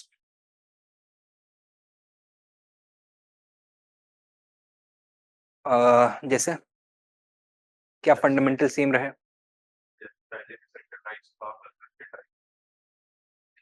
नहीं तो हम वही तो आर्ग्यू कर रहे हैं, इट वाज रेवोल्यूशनरी, क्योंकि जो बलबन का सेंट्रलाइजेशन था that was based on the traditional notions of kingship. ठीक है, Balban was drawing very significantly from the established Islamic and Persian conventions of kingship. Alauddin ने नया मॉडल ऑफ किंगशिप दिया, नया मॉडल ऑफ सेंट्रलाइजेशन डिस्पोटिज्म दिया, तो that is why Alauddin was different, it was revolutionary. यहाँ पे बताइए और क्या शॉर्टकमिंग था। अलाउद्दीन का जो थ्योरी ऑफ किंगशिप था, it was based on excessive militarism. ठीक है, and this created unsustainable pressures on the state that it was unable to bear, right, this resulted in the disintegration. Conclusion बताइए कि revolution इसको consider करना चाहिए या नहीं करना चाहिए? करना चाहिए। Despite these limitations, the changes that were brought about represented a complete redefinition of the idea of the Islamic Sultanate in India, right? तो नए नई आइडियोलॉजी इमर्ज हुई, नए आइडियाज इमर्ज होकर के आएंगे, नए मेथड्स, नए मैकेनिज्म्स इमर्ज होकर के आएंगे which were never experimented with in India before this. For example, Alauddin Khilji ने इसके अलावा कई सारे एडमिनिस्ट्रेटिव रिफॉर्म्स भी किए, मिलिट्री रिफॉर्म्स भी किए, मार्केट रिफॉर्म्स भी किए, रेवेन्यू रिफॉर्म्स भी किए, right? And as a result he emerged not only as a reformer but as an innovator, completely trying to change the relationship that the state shared with the common people. That is why it should be considered a revolution, but a revolution with certain limitations. Architectural part Qutub Minar के पहले दरवाजा जो बलबन के time पे वो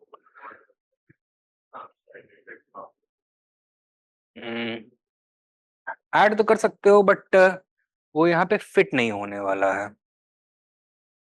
ठीक है, तो अगर बाकी चीजें नहीं है लिखने के लिए तो फिर तो आप ये सब लिखोगे लिखोगे, but if you have other material तो focus on that. Cultural aspects हैं उसके ऊपर इतना स्कोप नहीं रहेगा फोकस करने के लिए।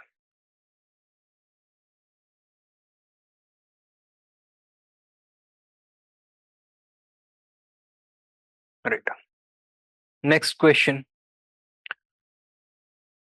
Despotism and imperialism were the two axes upon which Alauddin's reforms operated. क्या सवाल है भाई ये? Despotism and imperialism were the two axes upon which Alauddin's reforms operated. क्या दिखाना है हमें यहाँ पर? अलाउद्दीन खिलजी के डिफरेंट रिफॉर्म्स कौन कौन से? His administrative reforms, military reforms,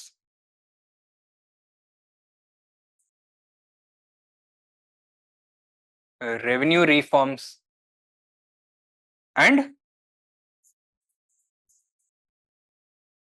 market reforms or price controls. How they were designed with the objective of fulfilling true primary objectives. And these were despotism,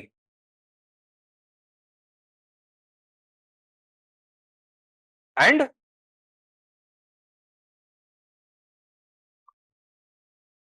imperialism, with the despotism standing for the assertion of royal supremacy and absolute control of the king over his own subjects, over his administration.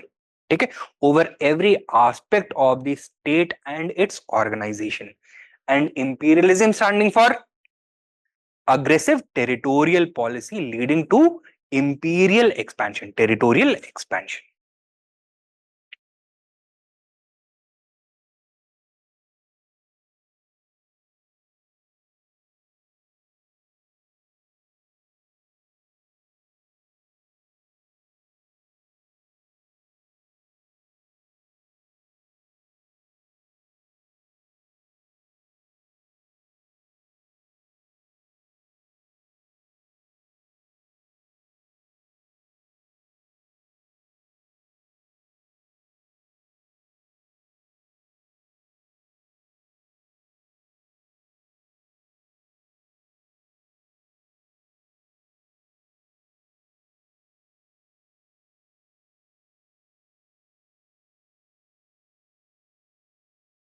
Empire building through territorial expansion.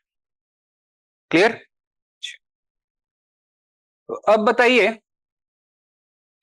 how were his various reforms, administrative, military, revenue and market, actually designed to fulfill these primary objectives? तो इनको one by one देखना पड़ेगा. Administrative reforms हम किसको बोलते हैं? The four ordinances issued by Alauddin Khilji, namely the ordinance to confiscate all the tax-free land grants. Secondly, the ordinance to place a ban on the consumption of alcohol. Thirdly, the ordinance to reorganize the spy system. And fourthly, to regulate the ordinance to regulate intermarriage among nobles, making the sultan's consent or the sultan's assent an important criteria for allowing intermarriage among nobles. Okay. Why did he introduce these reforms, these ordinances? Objective क्या था?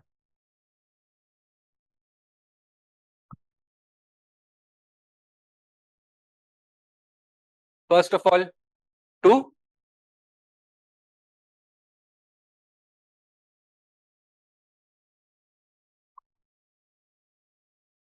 prevent rebellion. So he felt that the root causes for frequent rebellions were the excessive wealth with the nobility. तो nobles इतने ज़्यादा wealthy हैं that they can raise large armies and construct powerful forts and thus potentially challenge the sultan. Secondly, it was the neglect of the sultans themselves कि ये nobles की activities पर ठीक से ध्यान देते नहीं हैं and this allows the nobles to plot against the sultan. So it was the sultan's mistake. Thirdly, intermarriage among nobles कि दो noble houses जब एक दूसरे में शादी करते हैं तो it does not mean एक और एक दो, it means एक और एक 11, क्योंकि उन्हीं nobles के other family members, noble houses के other family members, they are married to other noble houses. This presents a very alarming possibility of a large coalition of powerful nobles emerging against the sultan. And finally, चौथा, consumption of alcohol in public settings. तो nobles जब एक दूसरे से मिलते हैं, they consume alcohol, they lose their sense of reality and they start having delusions of grandeur. So they start thinking that they are as powerful and as deserving as the sultans, right? And जब mass और जब collective as a collective पी रहे हैं तो people have a tendency to vocalize their ideas also. बात करते करते आपको एक कॉन्स्पिरेसी का फ्रेमवर्क मिलने लग जाता है. अब चलिए ठीक है, पिए पिए तो बात कर लिया, राइट? अगले दिन सो करके उठोगे, हैंगओवर क्लियर होगा तो क्या याद आएगा? ये बात हुई थी. एंड देन दैट कॉन्स्पिरेसी, उसके बारे में अब सीरियसली डिस्कशन होने लगता है. And this is a big problem. So he had introduced these reforms in order to prevent rebellion and also to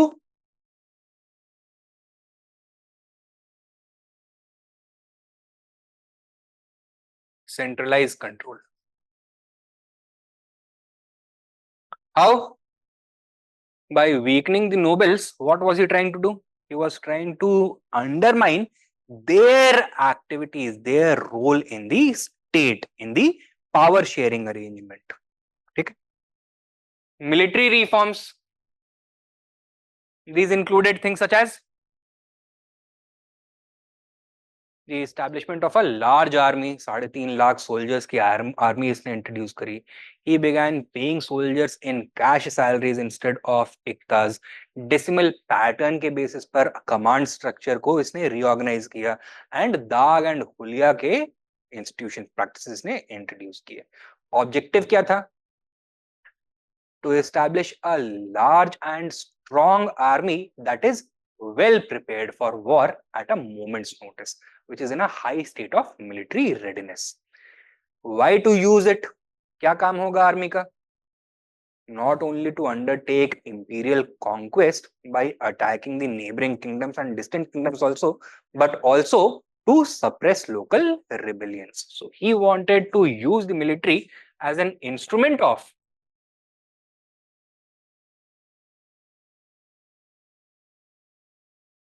both control and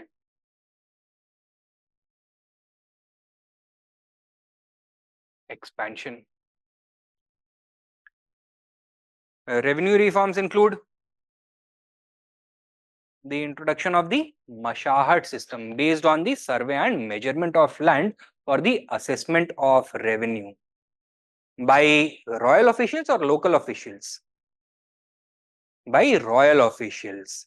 ठीक है, इसके पहले रेवेन्यू एस्टिमेशन और कलेक्शन दोनों कौन करते थे? Local officials, the khuts and muqaddams. अब यहां पर one of the revenue responsibilities of the local officials has been assigned to the royal officials. Royal officials are going to visit each and every village, gather information, meet the peasants, listen to their problems. तो इसमें हो क्या रहा है? The local officials are being undermined. A direct relationship between the king and the sultan and the subjects is being established. Clear है? अच्छा, इसके अलावा और क्या चेंज होगा? The rate of revenue was also raised. इसके पहले जनरली कितना कलेक्ट किया जाता था by the local officials? 1/3 of the total produce. Now 50% of the total produce would be collected. Reason?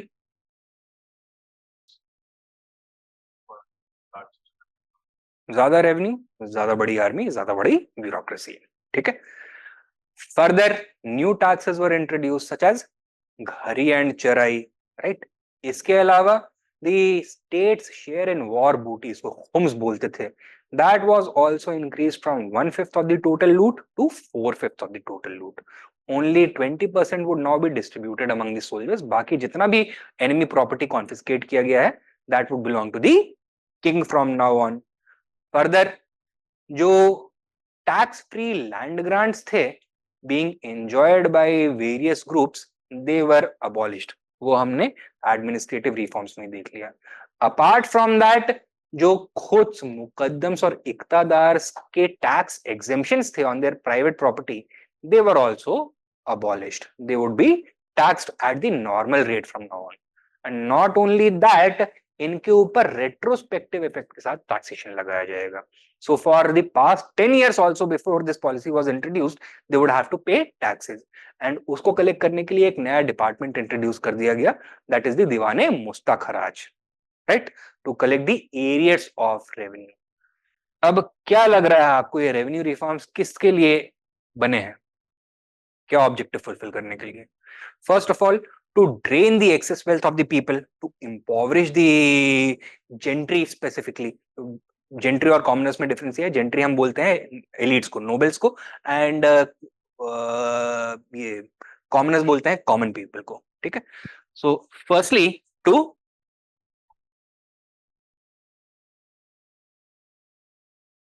impoverish the gentry, जो खवास हैं as compared to the awam. Secondly, to undermine the role of the intermediaries.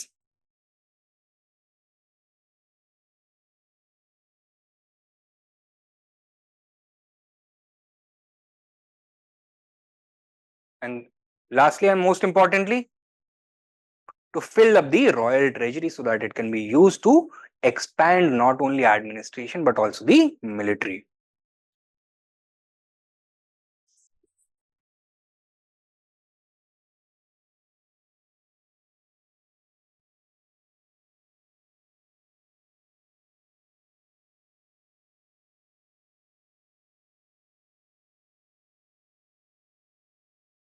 Clear? And then finally, market reforms.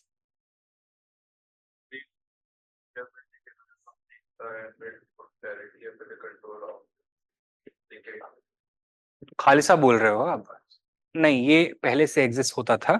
अब इसने क्या किया कि जो पहले tax free land grants होती थी, दैट इज इनाम, मिल्क, वक्फ एंड इदरार, ये नई देनी भी बंद कर दी और जो पुरानी दी हुई थी उनको भी कॉन्फिस्केट कर लिया। ठीक है, so these had originally been granted out of the khalisa land, crowns land only. ठीक है, तो सल्तनत में जितना भी एरेबल लैंड था that had been divided into two categories, the khalisa, that is the crown lands, and the paybaki.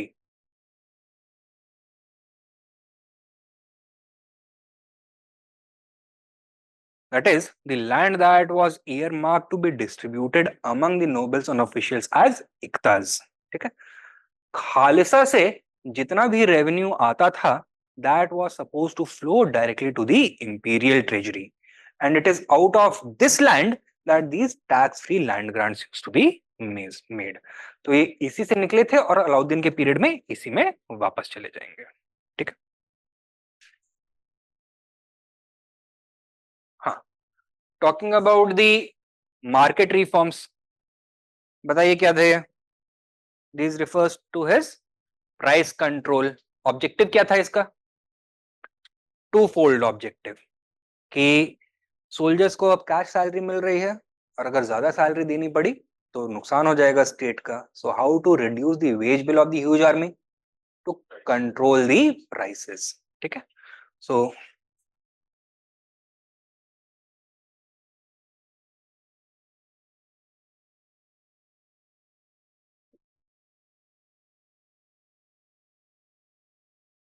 और दूसरा ऑब्जेक्टिव क्या था इसका? अगर प्राइसेस कम रहेंगे तो लोगों का मूड कैसा रहेगा, अच्छा या खराब? पेट्रोल के प्राइस में 2 रुपए की कमी हो जाती है, ऐसा लगता है लॉटरी लग गई, right? And levels of satisfaction go up. The price control measures introduced by Alauddin Khilji had a similar effect on the urban populations of the Sultanate. ठीक है, तो दिल्ली से लेकर के अहमदाबाद और सॉरी दिल्ली से लेकर के इलाहाबाद और लाहौर, यहाँ पे जितनी भी सिटीज हैं यहाँ पे प्राइसेस अब रेगुलेट हो जाएंगे। सो even though Alauddin's other policies were extremely harsh, severe, बहुत severe policies थी, but because he was able to keep the prices low, जो levels of satisfaction थे, they remained quite high throughout his reign. ठीक है, so people never threatened to rebel against. So second is to prevent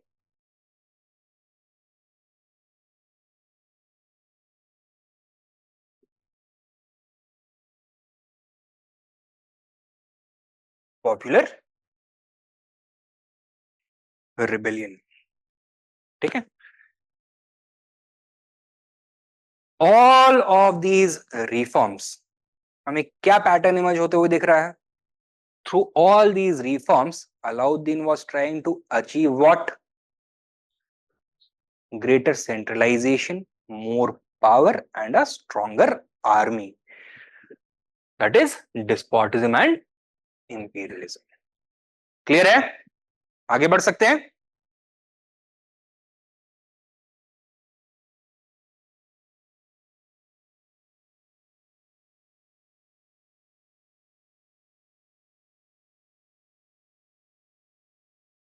अगला सवाल है, this statement I think you guys should attempt on your own this question.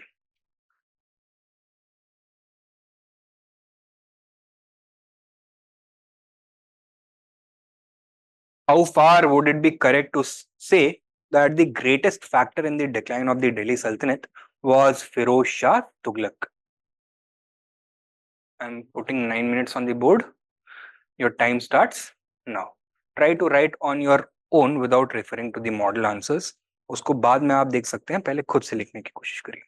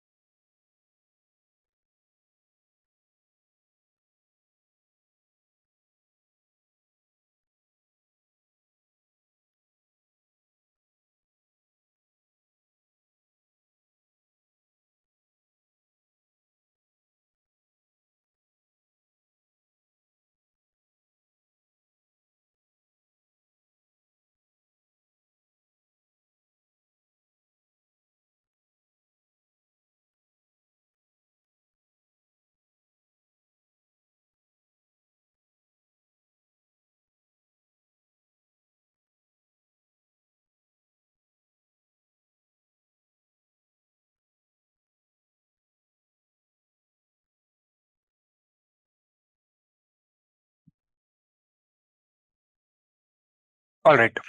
So, how far would it be correct to say that the greatest factor in the decline of the Delhi Sultanate was Firoz Shah Tughlaq? How to begin this answer? कैसे शुरू कर सकते हैं इस answer को?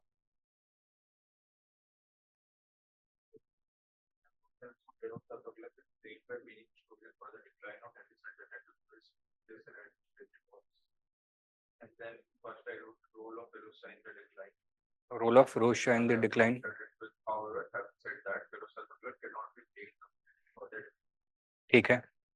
Then उसके बाद किस तरह के फैक्टर्स आपने बताए हैं? उसके बाद मैंने जो लेमा और सुल्तान चल रहे थे जो एलिमेंट्री जेलेसी में, ठीक है,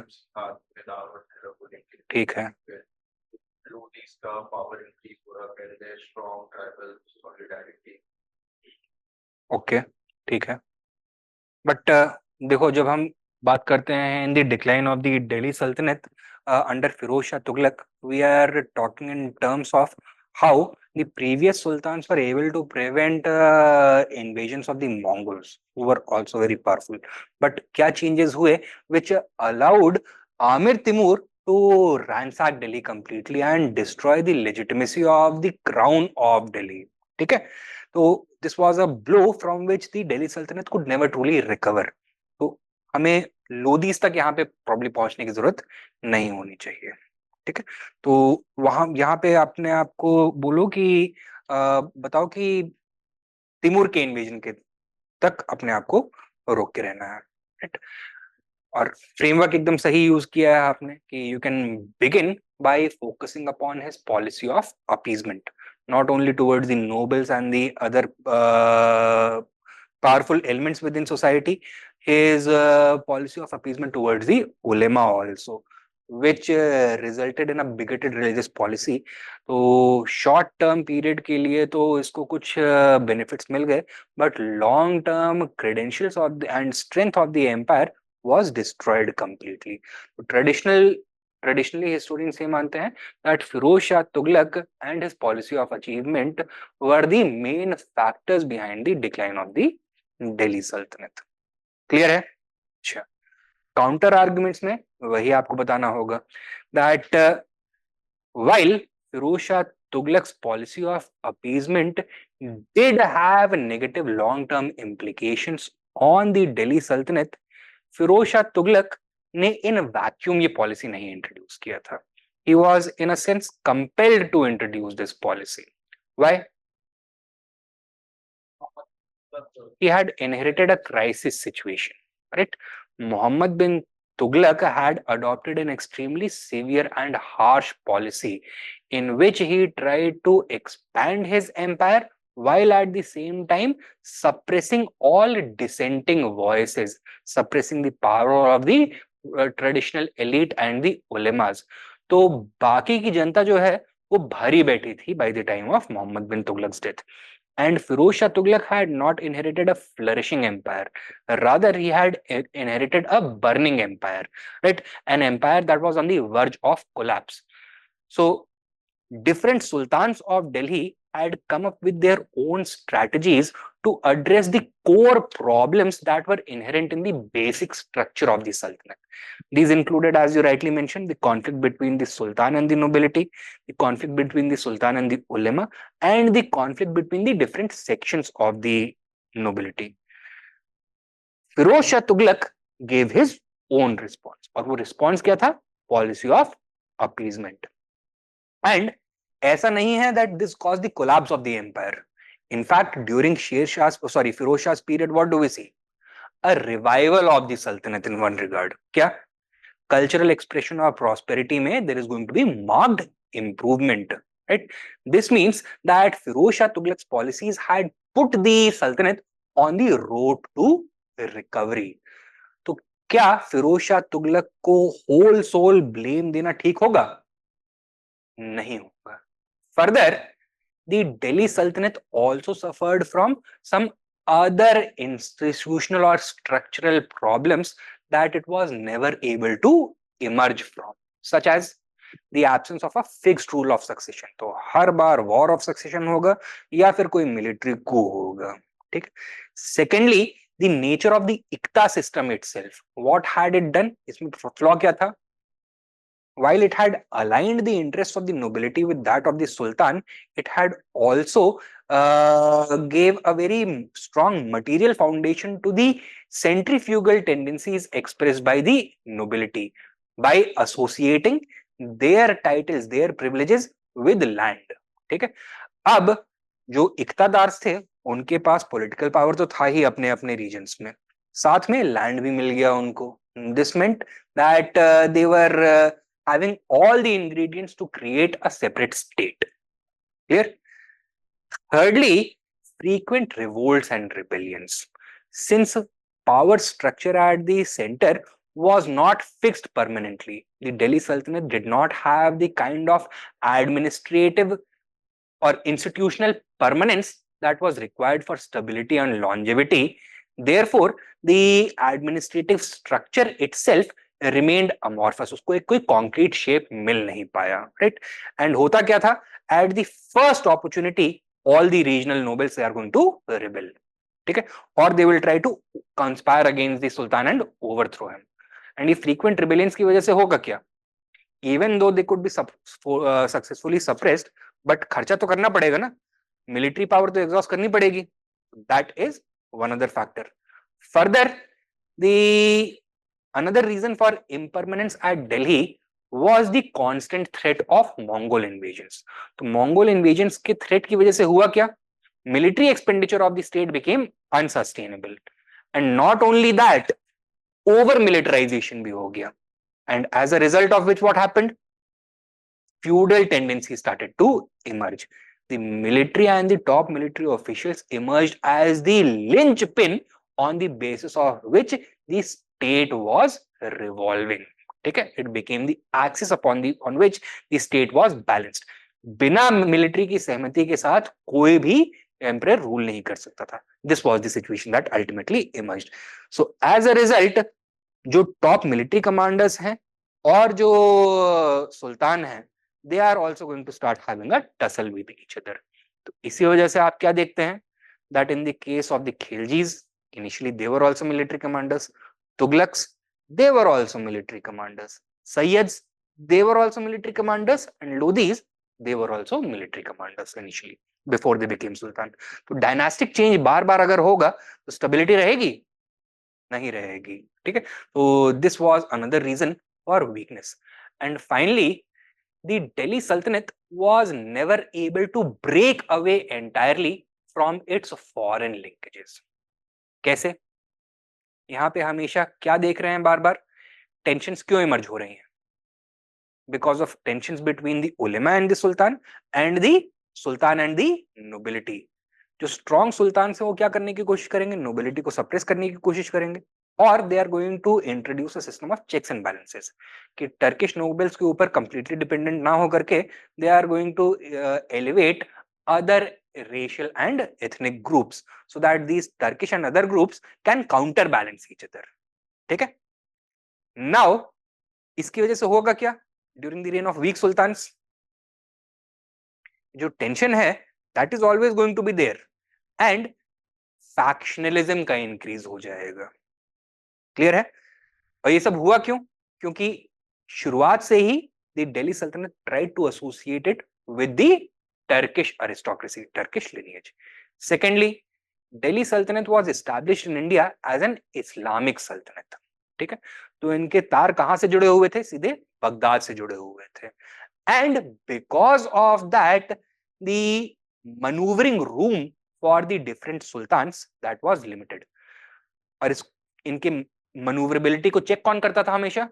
The ulemas, who were the religious authority within the sultan, so within the sultanate, and therefore the administrative structure remained amorphous. ठीक है? अब ये बताओ the real reasons for the decline of the Delhi Sultanate. Was a single personality or a single policy responsible for that, or was the disintegration of the Delhi Sultanate inherent in its very basic structure? It was always in the offing. It was always in the offing. At the same time, could Firoz Shah's policy of appeasement be completely absolved of the guilt of disintegration? नहीं. ठीक है? For short-term gains, he had mortgaged the future of the Delhi Sultanate. So while Firoz Shah Tughlaq cannot be completely absolved from the guilt of causing the decline of the Delhi Sultanate, his contributions should be seen in contrast of the other structural factors. किसी भी बड़े empire के decline में एक ruler या एक policy का role नहीं हो सकता है. An empire is a complex system and उसके डिसइंटीग्रेशन के फैक्टर्स भी कॉम्प्लेक्स होते हैं. Often they are structural. We see the same in the case of the Mauryan empire also, Gupta empire also, Delhi Sultanate also, and the Mughal Empire also. So why should Delhi Sultanate be the exception over here? Clear है? Right. आगे बढ़े.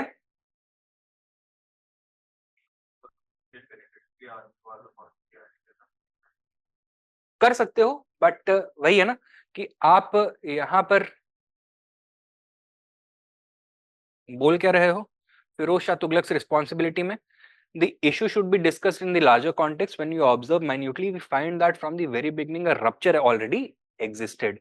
Conflict between the Sultan and the nobility, conflict between the Sultan and the ulama, conflict between the different sections of the society. तो मोहम्मद बिन तुगलक के period में जो conflicts थे, जो rupture था, that reached its maximum. Firoz Shah Tughlaq was forced to follow a policy of appeasement towards the nobility and the ulama. It was an attempt to stabilize this relationship, but it also limited his ability to enact reforms that might have strengthened the state. For short-term gains, he empowered these power brokers, thus unconsciously enlarging the rift that which had already existed within the basic structure of the Delhi Sultanate. ठीक है. Now हम यहाँ पर general terms में बात कर रहे हैं with regards to the policy of appeasement. अगर specific हो जाएंगे तो we will have to talk about the agrarian reforms, his pacification of the nobility, his reforms or the withdrawal of reforms that Alauddin had introduced or Muhammad bin Tughlaq had introduced with regards to the military, his taxation reforms, Tagavi loans, etc. सबके बारे में बात करना पड़ेगा फिर, right? And that is going to pull focus away from the real demands of the question. So you have to be careful कि क्या आपको बताना है, क्या नहीं बताना है. Right. Coming to the next question. Shed light on the evolution of the royal ideology during the Delhi Sultanate. What is this question about? The theories of kingship of the different sultans. ठीक है. So how did they view the institution of the king of the crown and how did they envision its place within the society and the power structure? What were the new developments that took place? शुरुआत कहां से करनी होगी हमको? पहली बार royal ideology किस ruler के under unfold करी जाती है ना systematic manner? Balban, he was the first to come up with his own unique theory of kingship that was distinct from the traditional Islamic theory of kingship. ठीक है. अच्छा, इसके बाद किसके बारे में बात करनी होगी? Jalaluddin Khilji followed by Alauddin Khilji.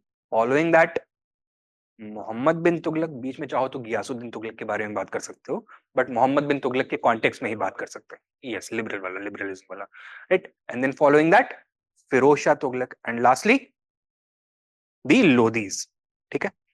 Now when we are talking about the theories of each and every sultan, हमें क्या केवल उसके प्रोविजंस मेंशन करने हैं, उसके एलिमेंट्स मेंशन करने हैं? नहीं. क्यों इंट्रोड्यूस किया गया और शॉर्टकमिंग क्या था उसका. ठीक है. It is only because of the shortcomings की कांस्टेंट एवोल्यूशन होता रहा. अगर शुरुआत से ही एक परफेक्ट सिस्टम इंट्रोड्यूस किया कर दिया जाता, there would have been no need to evolve the theory of kingship. ठीक है. तो हमें तीनों चीजों के ऊपर फोकस करना होगा. ऑब्जेक्टिव क्या था behind these different theories, what were the important provisions, क्योंकि 5-6 रूलर्स के बारे में लिखना है, आप पूरे की पूरी थ्योरी को एक्सपैंड नहीं कर सकते हो. And lastly what were the shortcomings which induced further evolution. Clear है? शुरुआत कैसे करनी चाहिए आंसर की? बलबन के जस्ट पहले क्या था, क्योंकि आपको कॉन्टेक्स्ट प्रोवाइड करना होगा ना कि बलबन ने नई थ्योरी क्यों इंट्रोड्यूस करी, राइट. तो अर्ली स्टेज में did the state have a proper and concrete structure? नहीं. Following the death of Iltutmish हुआ क्या था? Instability, prestige of the crown was extremely low. The Sultanate was undergoing various crises. There was a general environment of chaos. And in order to right the ship of the state, Balban introduced his new theory of kingship. ठीक है. So in the case of Balban, it is not necessary कि आप यहाँ पे objectives को mention करो, क्योंकि आप वो introduction में ही address कर दोगे. ठीक है. तो introduction में you should talk about the context of Balban's theory.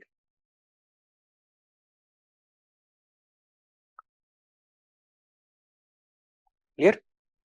Then with regards to Balban's theory of kingship, किसके बारे में बात करनी चाहिए हमें? Divinity, divine kingship, despotism, इसके बारे में बात करनी चाहिए. Blood and iron, इसके बारे में बात करनी चाहिए. ठीक है. एंड टर्किश रेशियल सुपीरियरिटी, इसके बारे में बात करनी चाहिए. तो डिस्पोटिज्म और ब्लड एंड आयरन तो एक ही चीज हो गया. तो despotism, divine kingship, dynastic succession and racism. Clear? Shortcoming क्या था इसका? Because of the excessive severity and racism, the rule of Balban and his successors was not only exclusive, यानी कि social base उसका बहुत narrow था, it was also extremely unpopular. ठीक है. तो popular support was low. And result क्या हुआ इसका? खिलजी रेवोल्यूशन हुआ. ठीक है. Then जलालुद्दीन खिलजी के बारे में क्या हमको एम्फसाइज करना चाहिए? His liberalism and his redefinition of the state. Liberalism, why? He wanted to mitigate the harsh and severe elements of Balban's rule of kingship. ठीक है. Further, Jalaluddin Khilji, could he claim pure Turkish ancestry? नहीं. तो racial और religion में, race और religion के basis पर liberal policy adopt किया. शॉर्टकमिंग क्या था? It resulted in the erosion of support from key sectors of the political structure. उलेमा से, टॉप मिलिट्री ऑफिशियल्स से, ऑर्थोडॉक्स मुस्लिम नोबल्स से, यहाँ पे सपोर्ट नहीं हुआ. रिजल्ट क्या था? Alauddin take over. It allowed Alauddin to take over. Then Alauddin के पीरियड में हमें एम्फेसिस किसके ऊपर करना चाहिए? नहीं, what is this new spirit that he has introduced?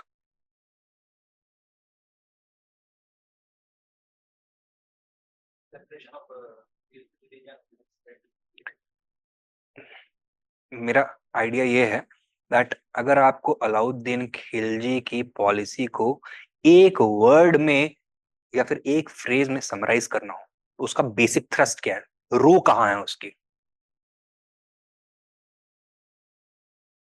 Expansion and control. ठीक है.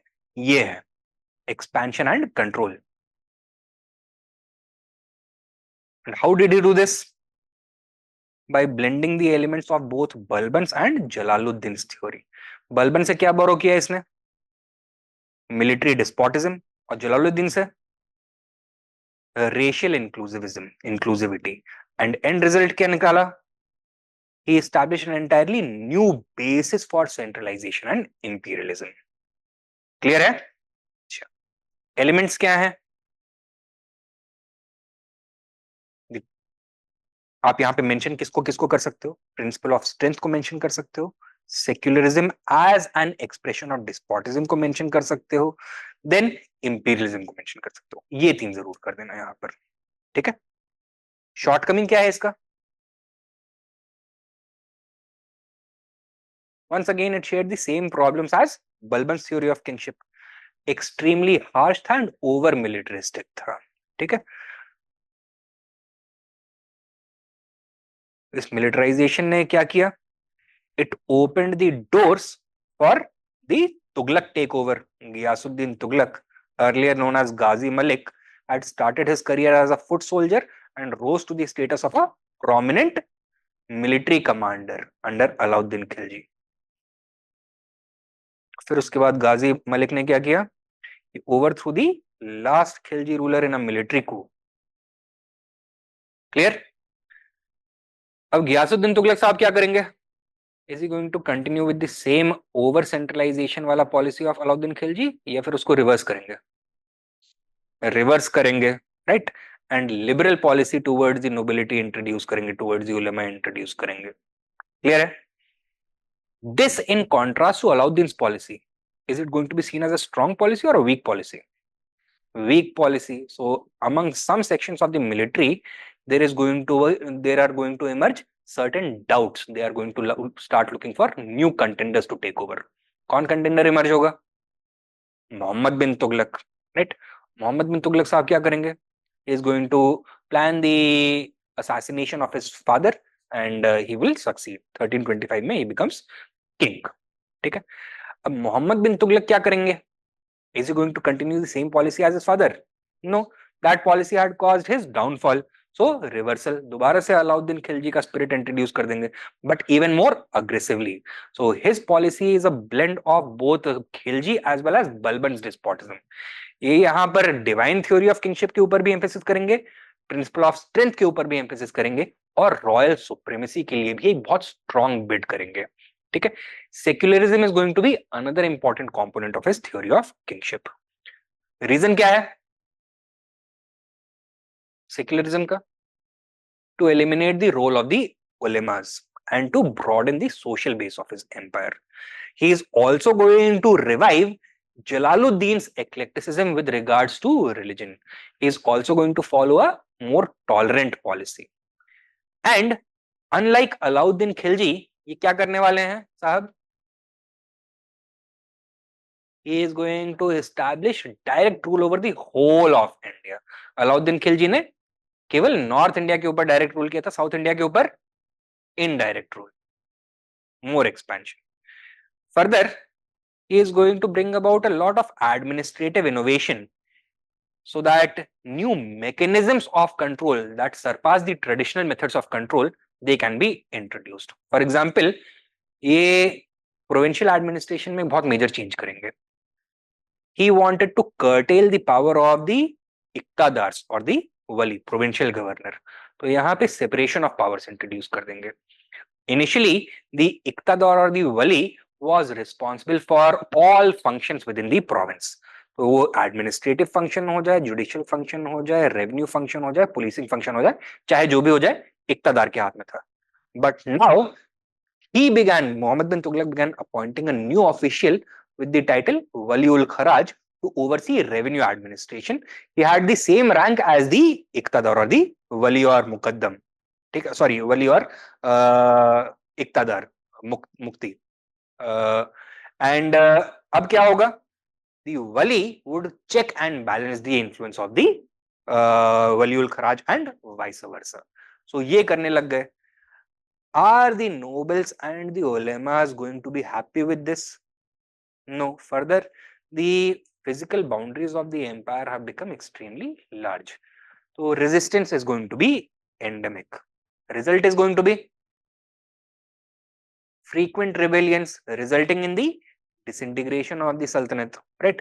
The Sultanate is going to see many distant provinces break away. And by the end of Muhammad bin Tughlaq's reign, the Delhi Sultanate had been reduced to a North Indian principality that was on the verge of collapse. So अब नए सुल्तान जो आएंगे कौन? Firoz Shah Tughlaq. Will he be able to adopt the same strong policy of his predecessor? No. A weak policy of appeasement is going to be followed, right? यहाँ पे mention क्या कर सकते हो? कौन से एलिमेंट्स? हाँ, policy of appeasement aimed at pleasing the disgruntled sections of the nobility and the ulema. Result क्या हुआ? कुछ पॉजिटिव निकला इससे? Yes. So stability हुआ. He ensured the survival of the Tughlaq dynasty and the Sultanate as a whole. But long term implications negative थे, ठीक है. अच्छा, फिर उसके बाद finally we come to the Lodis. Lodis were not Turks, they were Afghans. And Afghans में जो ट्राइबलिटी होता है that is tribal in nature. And tribal conventions of kingship के को पहली बार इंडिया में सल्तनत में इंट्रोड्यूस किया गया. According to this, what is the position of the sultan? Was it that theoretically of an absolute monarch? No, it is that of a first among equals. तो जो अदर अफगान नोबल्स हैं, जो उनके ट्राइबल चीफ्स हैं, कबायली सरदार जो हैं, they are going to expect the same kind of treatment in India as they had been, or the same relationship with the Sultan as they had in Afghanistan, right? तो अब power को hereditary और caste lines के basis पर divide कर दिया जाएगा. Iqta system is also going to become hereditary in nature, right? Even royal offices, तो जो दीवान सिस्टम होता था ना, बलबन ने इंट्रोड्यूस किया था, दीवाने अर्थ, दीवाने इंशा, वहां पे भी हेरिडिटरी ऑफिसेज इंट्रोड्यूस कर दिए जाएंगे. लेटर सुल्तान, ये सब होगा किसके अंडर? फर्स्ट लोधी सुल्तान कौन था? बहलोल लोधी, ठीक है.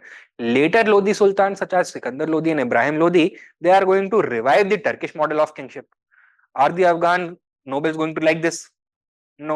So once again resistance and rebellion is going to be endemic, and end result क्या होगा? The very collapse of the Delhi Sultanate as a whole and Mughal victory over them. Clear है? Conclusion किस line पे कर सकते हैं हम? That ये evolution जो हो रहा है, why is it taking place? Are the sultans making these changes in vacuum, or are they responding? They are responding to the emerging situation, the emerging opportunities and challenges. And result क्या है इसका? That because of this constant evolution, political structure कभी consolidate नहीं हो पाया. It lacked the degree of permanence that is necessary for ensuring stability and longevity. And ultimately, this was the most important factor for the decline of the Sultanate as a whole. Clear है? ये हो गया the evolving nature of kingship. Last question for the day. Shed light on the historical debate surrounding India's third urbanization under the Delhi Sultanate. इसके बारे में idea है? नहीं? क्यों? ये तो इग्नू वगैरह में भी कवर किया है काफी डिटेल में. नहीं पढ़ा है? अच्छा. तो राइट, इंडिया का फर्स्ट अर्बनाइजेशन किस फेज को बोलते हैं? Harappan. Second urbanisation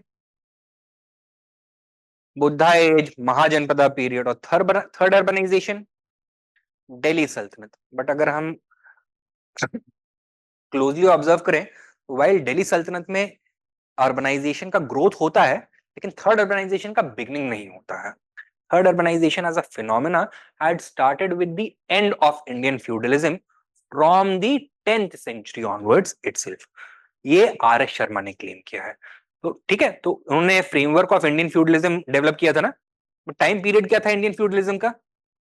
overall time period 450 AD to 1000 AD, ठीक है. तो रफली 550-600 years का पीरियड. और with the decline of feudalism, trade revived and urbanization also started to revive. ये उन्होंने क्लेम किया है. But because of the contribution, because of certain changes under the Delhi Sultanate, pace of urbanization is going to become very high. Acceleration हो जाएगा. And क्योंकि अब नए cultural inputs मिल रहे थे, तो cultural picture of urbanization is also going to be very different from the previous urbanization. Clear है? Now, the topic of the third urbanization has been a matter of intense debate right from the very beginning. जो early historians थे जिन्होंने इसको study किया, they have focused upon the cosmetic features of urbanization, कि इसमें क्या changes आएंगे. उसमें पहले जनाब आते हैं professor KM. Ashraf. He describes significant changes in the urban landscape following the Turkish conquest. क्या बोला उन्होंने? कि जो सिटी स्काईलाइन था, वहां पे पहले मंदिर दिखते थे. Now they were replaced by new Indo Islamic monuments such as mosques, tombs and arches. They began dominating cities, overshadowing the pre-existing temples, marking a shift in architectural and cultural symbols of urban centers. ठीक है। Further the cities of the Delhi सल्तनत also became more cosmopolitan, ठीक है। तो यहां पे क्या देखने लग जाएगा, influx of Islamic culture also, ठीक है। Why? Because people from the Islamic world were now coming and frequenting Delhi. They were settling in Delhi also, right? Influenced by the influx of merchants from Central Asia and Persia, Mongol invasions had a even more drastic impact on this. Why? क्योंकि वहां के जो merchants हैं, traders हैं, scholars हैं, artist हैं, दे वर driven out, और वो कहां पे आके बसे, हिंदुस्तान में आकर के बसते हैं, ठीक है। The Mongol invasions also forced the literati to migrate, transforming Indian cities into centers of learning and cultural activities that rivaled the other renowned cities like Bukhara and Khorasan. ठीक है। Then इसका साइंटिफिक एनालिसिस पहली बार किया एक prominent Marxist historian ने, that is Mohammad Habib, one of the founders of the और one of the early scholars of the Aligarh school, right. क्या बोलते हैं ये? He characterizes the phenomena of third urbanization following the Turkish conquest of North India as an urban revolution. ठीक है, ये revolution कैसे आया? He contrasts the cities of Turkish India with pre-Turkish India. Pre-Turkish India में जो fortified cities थी, बड़े किले थे, उनमें कौन रहता था? The ब्राह्मण क्षत्रिय एलिट्स, ठीक है। और जो बाकी का कॉमन पॉपुलेशन था वो कहां पे रहता था? Outside in the unprotected villages, जिनको मावा बोलते हैं, ठीक है, MAWA, right. Now what happened with the Turkish conquest of north India? Turks ने आकर के इन किलों का दरवाजा खटखटाया कि हमें भी अंदर आना है, right. They entered. And did they have the same caste prejudices against the lower caste as the Rajputs and Brahmins? No. So they facilitated the influx of a large number of lower caste groups into the cities. Many of them converted also. ठीक है? So a composite population emerged. अब ये जो गांव में लोग रह रहे थे लोअर कास्ट वाले, what kind of activities were they engaging in? Primarily agrarian activities. Cottage industry भी होता था, बट वो लो लेवल पे होता था, लोकल प्रोडक्शन के लिए। अब शहरों में रहने लग जाएंगे तो एग्रीकल्चर तो प्रैक्टिस कर नहीं सकते, तो what are they going to start practicing? Craft production, trade etcetera, इन सब में एंगेज होने लग जाएंगे। तो production profile of the cities started to increase. They started drawing a large number of visitors, traders also. उन ट्रेडर्स को serve करने के लिए सर्विस प्रोवाइडर्स आने लग जाएंगे. So the size of cities also started to increase and a number of new cities also started emerging as a result. तो क्या बोला इन्होंने कि एक अर्बन रेवोल्यूशन हो गया, ठीक है। Then next important historian, Irfan Habib. He was also a prominent Marxist scholar and in fact the son of Muhammad Habib. उन्होंने क्या बोला कि वालिद साहब पुराने ख्यालातों के हैं, गलत चीजें बता रहे हैं, राइट। एंड ऐसा कोई अर्बन रेवोल्यूशन टाइप का कुछ हुआ नहीं. क्यों? Because there was no significant change in the condition of the workers and peasants. तो peasants, workers and peasants did not experience any significant degree of emancipation. उनकी situation improve हुई नहीं. तो अगर वर्कर्स को कोई नए राइट्स, कोई नए प्रिविलेजेस नहीं मिले, पेजेंट्स का जो पॉलिटिकल सोशियो इकोनॉमिक कंडीशन है वो इंप्रूव नहीं हुआ, तो what explains the rapid urbanization after Turkish conquest? The introduction of new technology.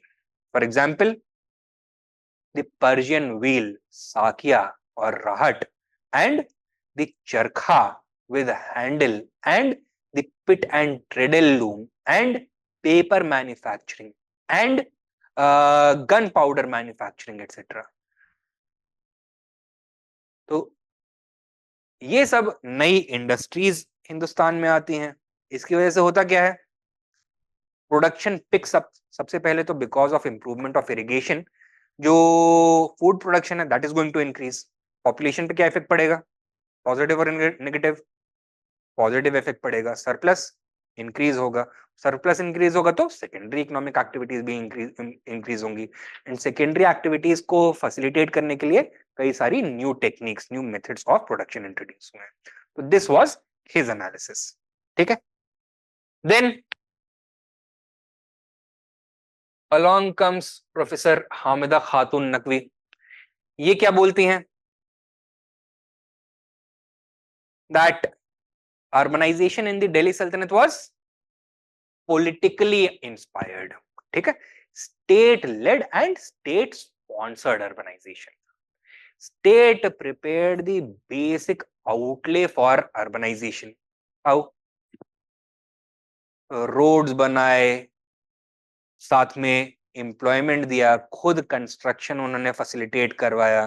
Then they also provided the necessary stability, political unity and security in order to facilitate trade, administrative innovation, political unification, removal of internal tariff barriers, suppression of feudalism etc. ये सब किया उन्होंने। ठीक है, and the sultans took an active role in facilitating urbanization। She highlights the role of Firoz Shah Tughlaq. कितने नए शहर बनाए इसने? 5 नए शहर बनाए। ठीक है, then she says that the state not only directly facilitated urbanization but indirectly facilitated urbanization। how? It emerged as a major consumer of finished products, of manufactured goods such as cloth or weapons or armor or nails, iron implements, horse nails, iron implements etc. So they provided a lot of secondary employment as well। ठीक है, so these are the factors, and as proof of the idea that it was a politically inspired process, क्या बोलती हैं ये? that urbanization in the region of Surat and Ahmedabad that experienced an improvement growth after Portuguese blockade of the Gujarat coast or decline? Decline क्यों?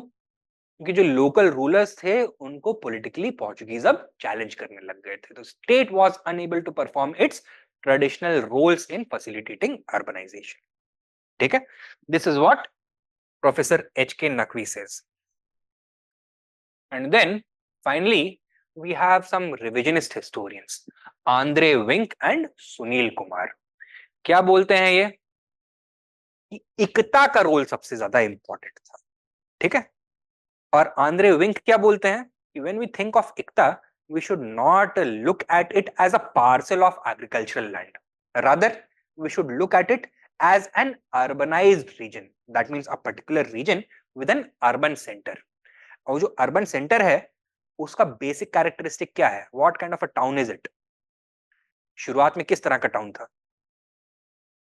Military town था। This was a place where the garrison और the horse troops they were stationed. उनका objective क्या था? कि अपने दायरे में, अपने इलाके में peace, stability, law and order, protection etcetera maintain करना है। और क्या ऑब्जेक्टिव था? एडमिनिस्ट्रेशन को ऑर्गेनाइज करना है। और क्या ऑब्जेक्टिव था?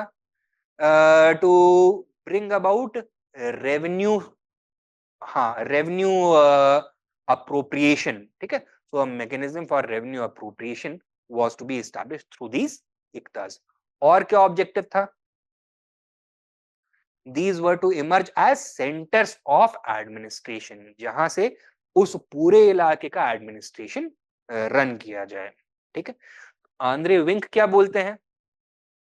दैट एक कैश नेक्सस इमर्ज होता है because of monetization of the local regional economy.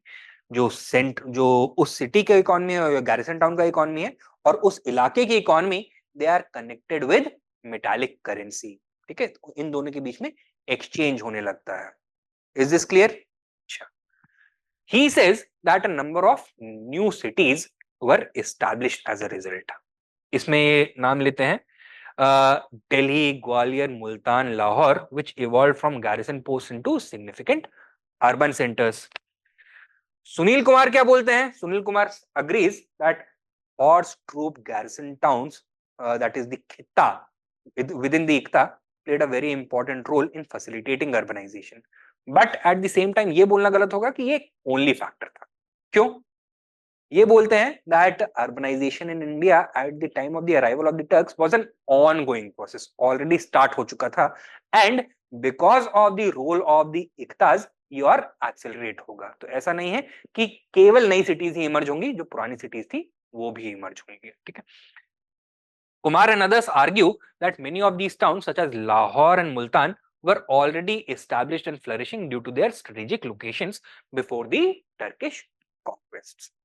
Conclusion कैसे करना चाहिए इसका?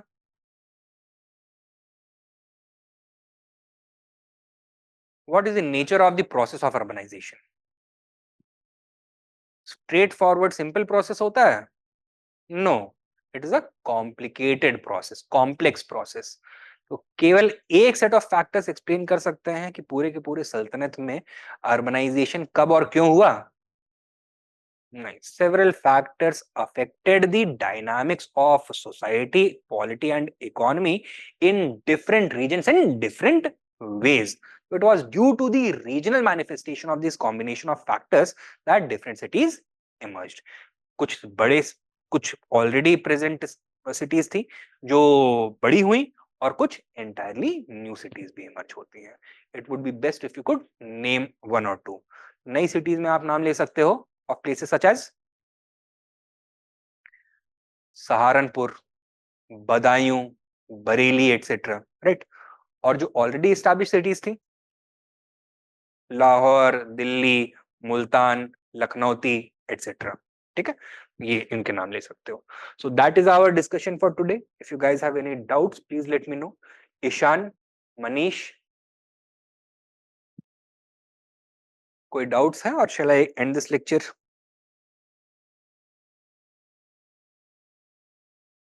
No doubts? Manish? I believe I'm seeing Manish's name for the first time. आपने भी अभी रिसेंटली ज्वाइन किया मनीष, या पहले से हो आप?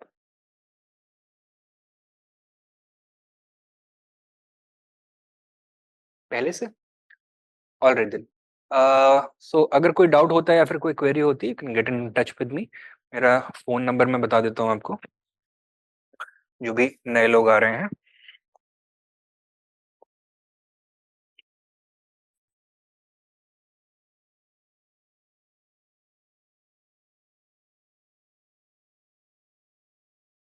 ठीक है, this is my WhatsApp number. तो अगर फोन ना उठे तो टेक्स्ट कर दीजिएगा, I will get back to you. Telegram पे मैं एक्टिव हूँ नहीं हूँ, मेरा टेलीग्राम म्यूटेड रहता है ज़्यादातर, बहुत सारे उसमें कौन अपडेट्स आते रहते हैं इसलिए। तो if you want to get in touch with me, इधर टेक्स्ट करिए, एसएमएस करिए और व्हाट्सएप। ठीक है, चलिए। अच्छा, ऑलराइट ऑलराइट, ठीक है then, thank you for your time.